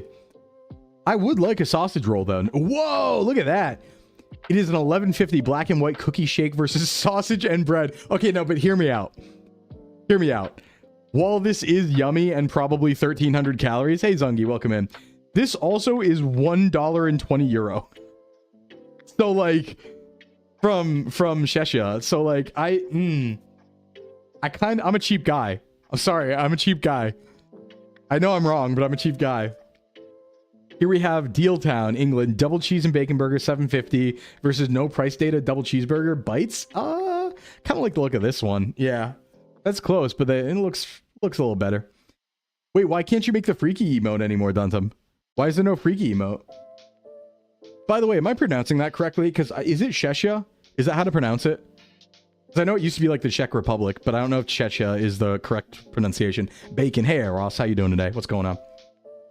8 CAD sub for Mr. Bezos. I can't think about anything but Beef Jezos anymore, because there's one of the big characters in the RP who's like a big power player and running for mayor is a guy named Beef Jezos, and he's the CEO of Money and Wealth. And I keep thinking about Jezos and beef whenever I hear Jeff Bezos now. I'm never going to forget that. All right, here we have tater tots with Southwest Chipotle sauce. Ooh, that is kind of nice. Versus from Norway, Pulsi Waffle. Is that rolled meat in a waffle? Wait, what is that? I mean, it's $2.95. I'm taking it. But yeah, ask your friend. That'd be good to know. I want to pronounce things properly when I can learn how to do so, you know? Beef. Chicken tiki dirty fries sounds insane right now. I'd mess those up. But Thai meal deal with a can of pop. I thought it said can of poop for a sec. €10. England from Bolton Wanderers. Oh, this is kind of tough without price data. Amazon was mean to Quebec. They completely shut down the shipping centers. Beef. Yeah, that is a nice piece of beef right there. And these are dirty fries. I tend to like more protein. I'm going here. Close, though. Very close. We're doing pretty good. Chimichurri steak and chips. Ooh, look at that. All right, we're not... What is that, man? We're not going to take the meatball sandwich. Why is there just one big meatball? Like, who thought that was a good idea? Let's be honest. Come on. Someone picked it, though. Hot dog. Love to see it, Netherlands. Love to see it. Versus burger. That is a very frozen burger patty from Scotland. I just had lunch and I think I want to eat again. Well, see, this is why I saved this for towards the end of stream, because I'm going to eat immediately after this. Once I get a steady income again, I might sub by myself. We'll see. I need those emotes. Very fair, Duntum. Yeah, listen, guys, never put yourself out, all right? Never put yourself out. I'm not expecting subs. I'm not demanding subs or anything like that. Do not put yourself out. I think I can go... Actually, this might be a better view. Yeah, there we go. Okay, I knew I had a different view for this.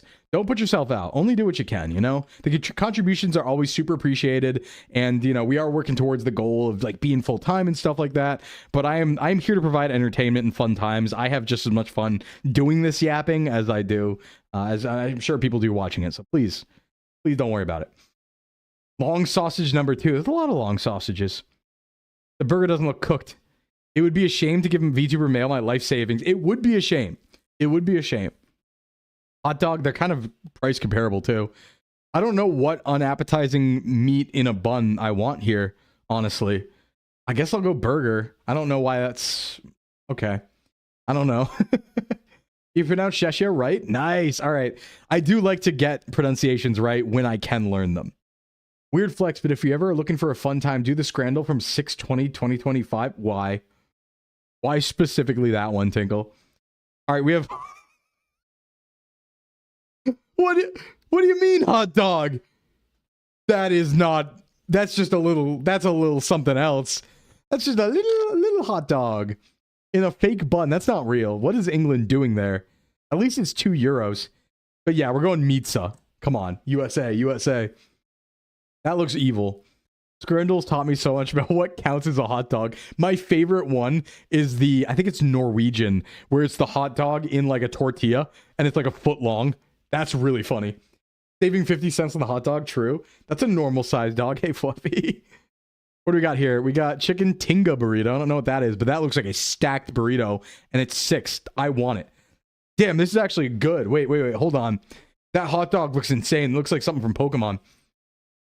Actually looks Japanese almost. Hot dog. Wait, no, it's the Czech IAMB. I've been misinformed by the BBC. Okay, so it's Czechia.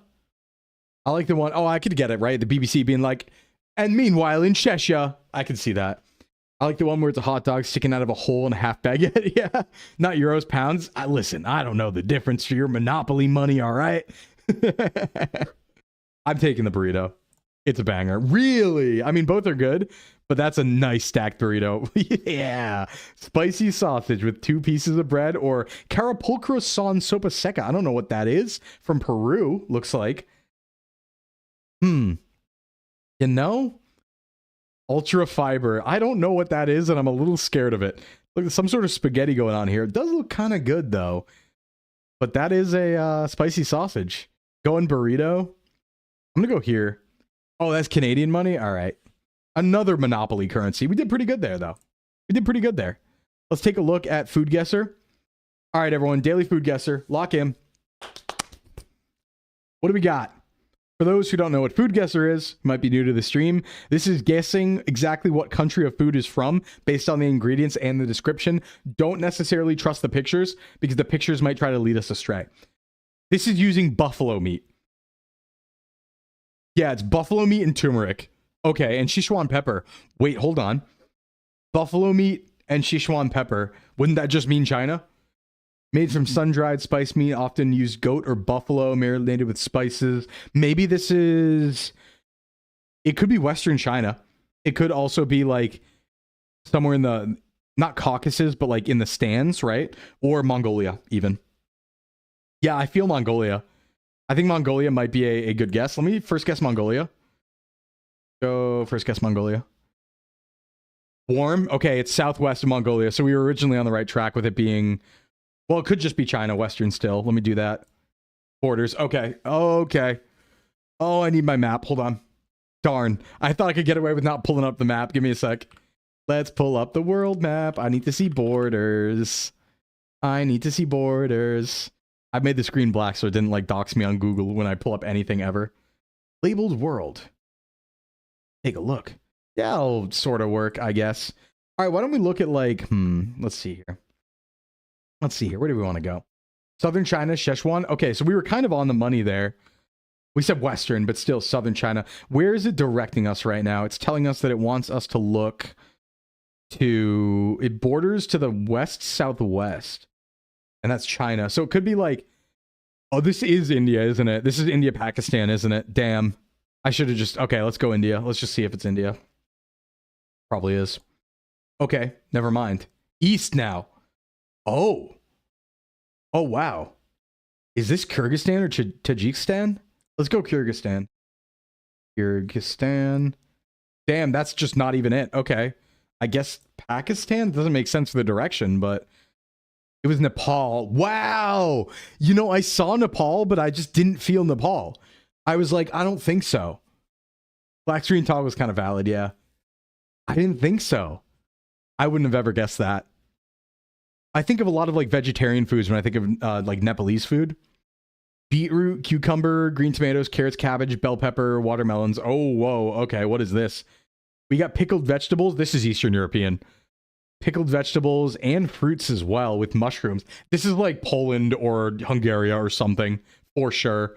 Let me throw a Poland to start. Told you. Half the dishes look like Duke. Yeah, hey, this picture. It's a picture, all right. No. There's some good stuff in here. There's some all right. Watermelons are all right.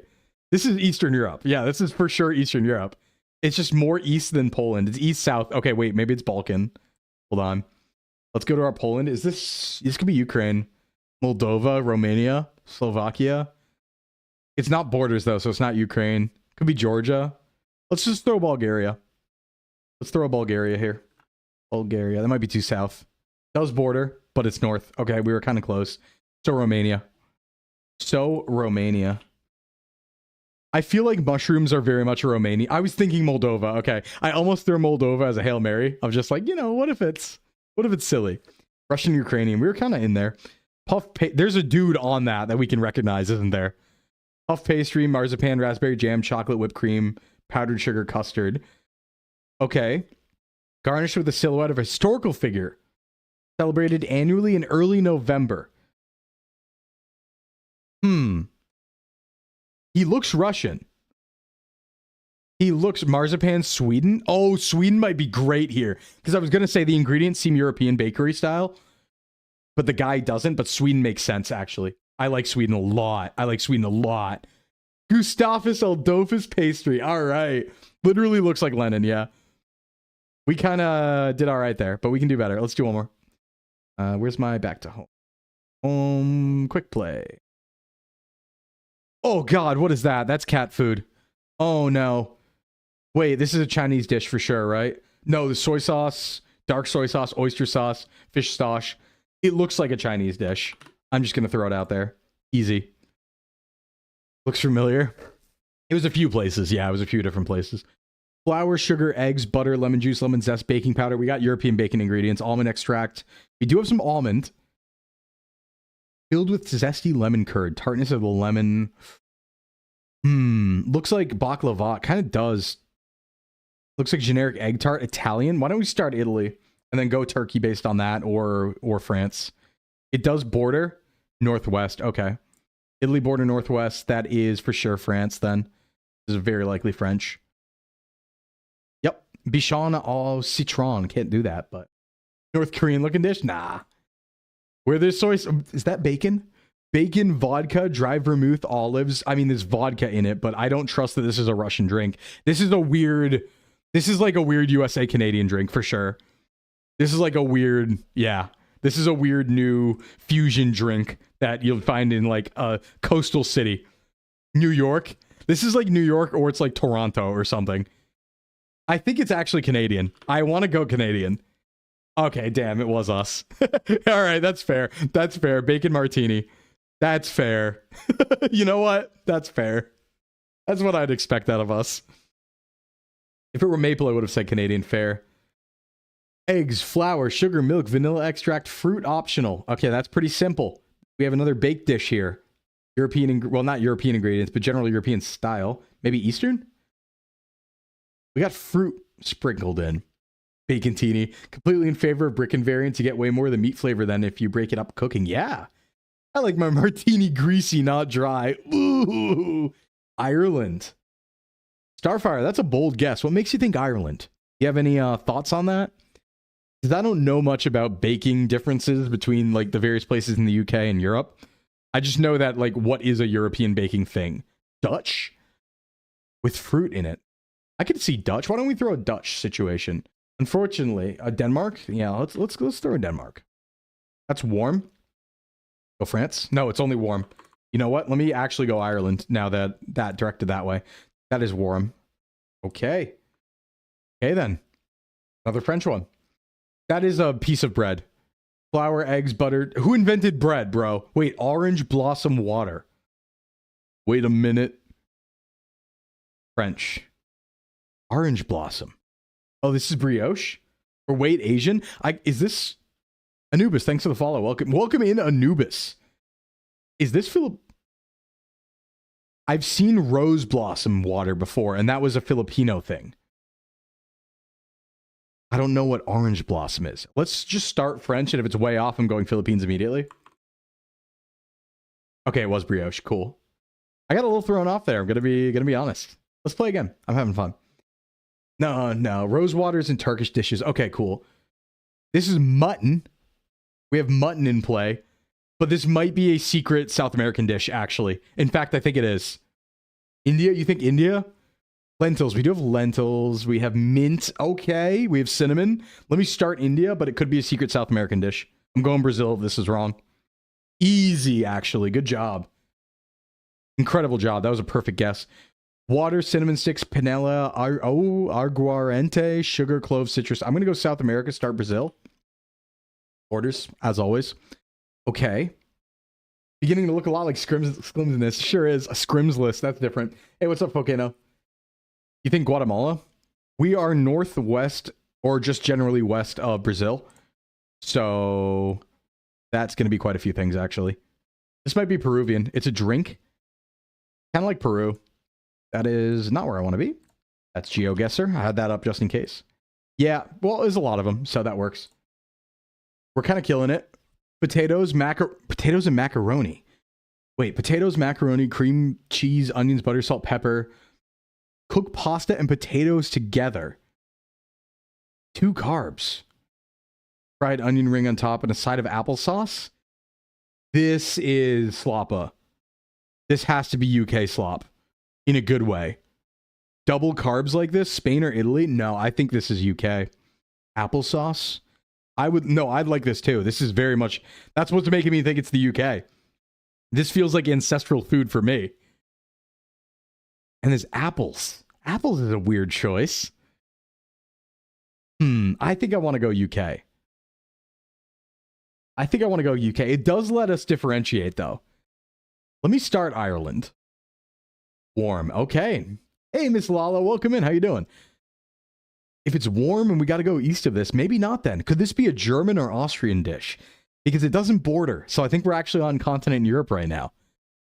No, we're only warm. You know what? I guess it technically has a water in the way, so it could still be England, but I don't think so. Let me just go UK just to... Yep, no, okay. It was Appler Magron. That is the umlaut. There it is. There it is. German could also work, but is it Austrian, Switzerland, or Germany? We might get this one wrong. Let me just go German. Okay, borders, Austria. It was Switzerland. Darn. I always get them all mixed up. Yep, just Switzerland. Just Swiss. Whoa. Myeok. That immediately ingredient name looks South Korean. We're going to go South Korea. South and North Korea. What else do we got? Smoked collar of pork, broad beans, onions, potatoes, savory bacon, cream, parsley. And this Die Kirch beer in the background, but that might be a trick. Alps should have given it away. Yeah, probably. That's a good point, actually. This beer is German or Dutch. This looks German or Dutch. Let me think. Collar of pork, broad beans. Yeah, we'll go Germany first. We're in Europe today, I guess. Oh, borders. Uh-oh. Uh-oh. Sclimbo when an East Asian dish shows up. Yeah, it's giving Filipino whenever a dish shows up that's not Japanese. All right, let's see. Where are we? So what did it say? It said we're borders to southwest of Germany. So, yeah, it's maybe Swiss again. I haven't had a lot of Filipino food. I've only had one thing recently, but I bet I'd like it, yeah. Maybe it's France. just based on the border direction. It's going to be France, Belgium, Netherlands, something in there. Let's go France. See what's up. Nope, that is... Yep, all right. Whoa! Okay, Belgium. What? No, hold on. Hey, hold on. Wait. What are we doing here? We did Netherlands, we did Belgium. What am I missing? Those are the only ones that have words like that. Does Luxembourg count? I don't think it does. It's Liechtenstein? Are you serious? That's not fair. I'm gonna crash out. Oh, it's Luxembourg. Okay, Luxembourg does count. All right, didn't know that. Huh. What is that? Sushi rice, nori sheets. All right, we have like 30 Japanese ingredients. Yeah, it's Japanese. This is Japanese. Yeah, come on. No, shut up. This is a stupid fusion food from the West, isn't it? Oh, okay. I wouldn't have never have guessed that. I should have read this dish combines sushi and pizza elements. Yeah, this is US, isn't it? Hate when that happens. No, it's Canada. It's always Canada. We got cooked there. Our streak absolutely ruined. Brazil. Yeah, if it was Brazil. Pizushi. Yeah, okay, yeah, the sushi pizza combination. Of course it's from Canada. Who's gonna guess that? Come on. Come on. That's like nowhere near the people who invented pizza or sushi. Tuna casserole. What is this picture? Is it tuna casserole? Oh, sure is. Wait a second. Canned tuna combined with pasta, bound together with creamy sauce. Is this mine? Yeah, it is. Yeah, it is. I was like, wait a second. These ingredients look very familiar for New England. And I was like, wait a sec. I think this is mine. That was one of those, like, I think that's my cuisine situations. Milk powder, all-purpose flour, baking soda, ghee, milk, sugar, water, cardamom powder, rose water. We're back in rose water territory. My childhood in a casserole dish. Yeah, one time when I was playing Food Guesser, I saw clam dip, and I was like, I've never had it before, but this for sure comes from like right around where I live. It has to. It literally has to. That's got to be a New England food. What is this? Okay, where did we say that rose water was from? Oh, India? Okay, hold on. Starfire's like a hard guess on this one. Damn, you got it. Hey, Supamika. Pasta dough, flours, eggs, water, salt, filling, cheese, meat, vegetables, spices, black pepper. Okay, a pillowy pasta. And this feels like an Italian dish. We got pillowy pasta going on. French, Italian is my guess. Let me look again, just carefully. This does look really good, yeah. I'll just start Italy. That seems safe. Yep, easy. What is that? All right. It's like paste. Meat, peanuts. Okay, meat and peanuts, huh? Trace back to countries where peanuts are a staple crop. Believe the dish was a part of its country's cuisine for centuries. Peanuts were introduced in the region by traders in the 16th century. Okay, peanut and meat together. This could be like a... Could this be an African dish? Lamb, beef, chicken. A lot of things... Yeah, Africa is the base, I think. This could be a few places, actually. That's tough, right? But traders in the 16th century. So let's go ahead and assume it's coastal, right? If we have trader action going on, we got to assume this is a coastal situation. So coastal trade is going to be my guess. That does give Indonesia a good bet. But we're using, look at lamb, beef, or chicken, meaning all are in high quantities. Is that okra? Caribbean? It could be Caribbean. I don't really know full peanut range, unfortunately. I don't know. I kind of like Africa, but maybe we should get Caribbean out of there. You think Philippines, South America? Okay. Let's stay away from Asia. I know it says peanut. Yeah, let's stay away from Asia. Let's start Caribbean, maybe. Peanuts or New World? Okay. Let's start coastal Caribbean or North South America. Let me throw out like... Let me just throw out Jamaica. Okay, absolutely cold. So it's not even on the continent.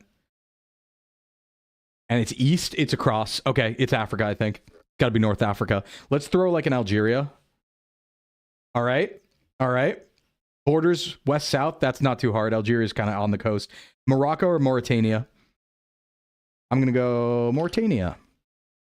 Okay, still borders. It's Morocco. If maybe not. Okay, maybe not. Maybe it's further down. It's Senegal or Gambia. All right. All right, man. Sorry. All right, that was a tough one. That was a tough one. We were on the right track. We was like, okay, coastal trade, yes. Africa, yes. We just didn't. I wasn't brave enough to go Africa right off the start. Have a good stream. Need to get some things done. Thanks for the advice. Yeah, no problem, Boring. Thanks for coming by. Thanks for coming by. Play a couple more. I sure love my food guesser. We're probably going to play this like every week after the Just Chatting and Fitness on Thursdays because it is so fun and it's a daily game, so we always get something new. Same thing for Scrandle. All right, let's see here. Sesame seed roll, avocado, wax. All right. That's a region of Mexico. That's not fair. Ground beef, salt, pepper, butter, onion, flour, beef stock, water. Okay, that looks Eastern European in the picture. Lingonberry sauce. Wait a second. Isn't lingonberry sauce Scandinavian? Hey, what's up, Nando? Yeah, isn't it Scandinavian? Hey, Maito, welcome in. How you doing? IKEA? I think this might be Scandinavian. I think lingonberry sauce is up north. If you don't eat all your vegetables, you're going to call Ash ketchup? No. Yeah, I like Swedish. Hot. Okay. Not Sweden, but that does mean it's probably Norway or Finland. Yeah, it's Norway. It's Norway. Knew it. I knew it was Scandinavian. Come on. It's not. It is Denmark. Tragic. Tragic. Is PewDiePie's G Fuel flavor? Well, that would be one way to know. Okay, we got chilopatas and bacon. Holiday thing. Well, that's a Spanish word for sure. That is not Finland, a Finnish person. Good to know. UK? There's no way something called chipolatas or chipolitas comes from the UK, right? But it's specifically not pigs in a blanket, is it? Like, this feels like... Oh, it's French? Literally Christmas food? Okay, well, let's just trust that then. It is pigs in a blanket. Huh. I mean, we have this all the time. Even in the US, I thought that was a Spanish ingredient by the name of it. Chipotle. Ooh, is that a quiche? Ground pork, fish sauce, garlic shallots, fish sauce. Eggs for hard-boiled. I might make some deviled eggs today, actually. I have the ingredients for it now. What is this? You want to say Swedish? These are good? You know what these are, Fluffy? Ground pork, fish sauce, garlic shallots, sugar, black pepper, and eggs. Swedish do have a lot of bizarre fish foods, I agree. I have no idea. I actually know the answer now, I think, but I don't want to... I need justification for the answer. It does look like a quiche. It looks European, but fish sauce is throwing me off. I don't think we'd put fish sauce in this if it was European. I don't see... Like, where's that coming from, right? Like, if this was a quiche or some European pastry, like, there's no way fish sauce would be in there. I just don't think it would be. I don't think this is... You think Vietnamese Starfire? What makes you think that? Rome uses fish sauce? Okay. Could be Italian. It's the second ingredient. Yeah, it is the second ingredient. That's a good point. Mix that East Asian and French. Oh shit, you have a point. You have a point. That's right, because French colony feels Asian to you. You know what? Let's go Vietnam. There it is. Cow's milk Renee. Oh, what's that? Salt water, annatto for coloring. What is Renee? Or Renette? I think Vietnamese, because incorporating fish sauce can make up an adapted traditional quiche recipe. Okay. French colony. What is Renette or Renee? It's how you make cheese? Oh, okay. That could be anywhere. Cow's milk. It's just cheese. It's akin to mozzarella. Stretch the curds in hot water, form them into a ball. Oh no, this is a type of cheese. It's used in quesadillas. Wait, is that tla? Tlayudas. That almost looks like a Mayan word. Like TL? TL looks like a Mayan word, right? Isn't that like more Mayan Aztec spelling? We're talking like Central America spelling? That TL. That's not traditional Spanish, is it? Lump of cheese. Let's go Central. Let's go Central South America. Argentinian. Let me go Mexico. I like Mexico. Okay, nice. Yeah, that TL, it was from there again. Okay. That'll do it. That'll do it. All right, I think that's going to be all for today. We kind of absolutely destroyed that one, you guys. That was an almost perfect score. Woo! That's a good way to end. That's a good way to end. All right, let me go back to just chatting. All right, everyone. That was a fun one. Had a fun stream today. Thanks for coming by and everything, and all the resubs and the throne gift and all that good stuff. We had a good time. Good just chatting. All right, tomorrow I will finally be able to play Tarkov incorrectly. I feel like we've been edging that one for like a week and a half, but tomorrow we will be here at the normal time showing you how to play Tarkov incorrectly. So look forward to that. Come on by if you can. And we're going to go find someone to raid out into, as per usual. I'm going to go get some food, and I actually don't have any clients today, which means I can work on some stuff. I am going to put out a video on Twitter, like right after stream, of like a little edit I did for the GTA from last night. So I'll probably throw that out on Twitter if you want to check that out, and then I will see you tomorrow if you can make it. Let's see who's doing what in the categories. All right, who is on? It's always fun to look at the raid list. The only incorrect way would be to not to have fun. Very true, very true. Have a good one, everyone. But stick around for the raid. Always good to go into someone and say hi, you know? Who should we say hi to? Is anyone doing just chatting? Oh, May is still... You know what? Let's go into May, because May is doing... Yeah, Game Awards waiting room. Oh, wow. So May's streaming like all day. Yeah, let's go into May. Let's go into May. Remember, the Game Awards are later. I might be playing GTA, but I might watch them also. People might be coming over. I'm not sure. I'm not organizing that. We're going to go to Mecca, and looks like a waiting room playing Minecraft and stuff until the Game Awards. So we'll head on people over to there, because I rarely get a chance to raid her, because she usually is streaming a different time. All right, everyone. I'll see you around. Have a good one. Sclimbo out.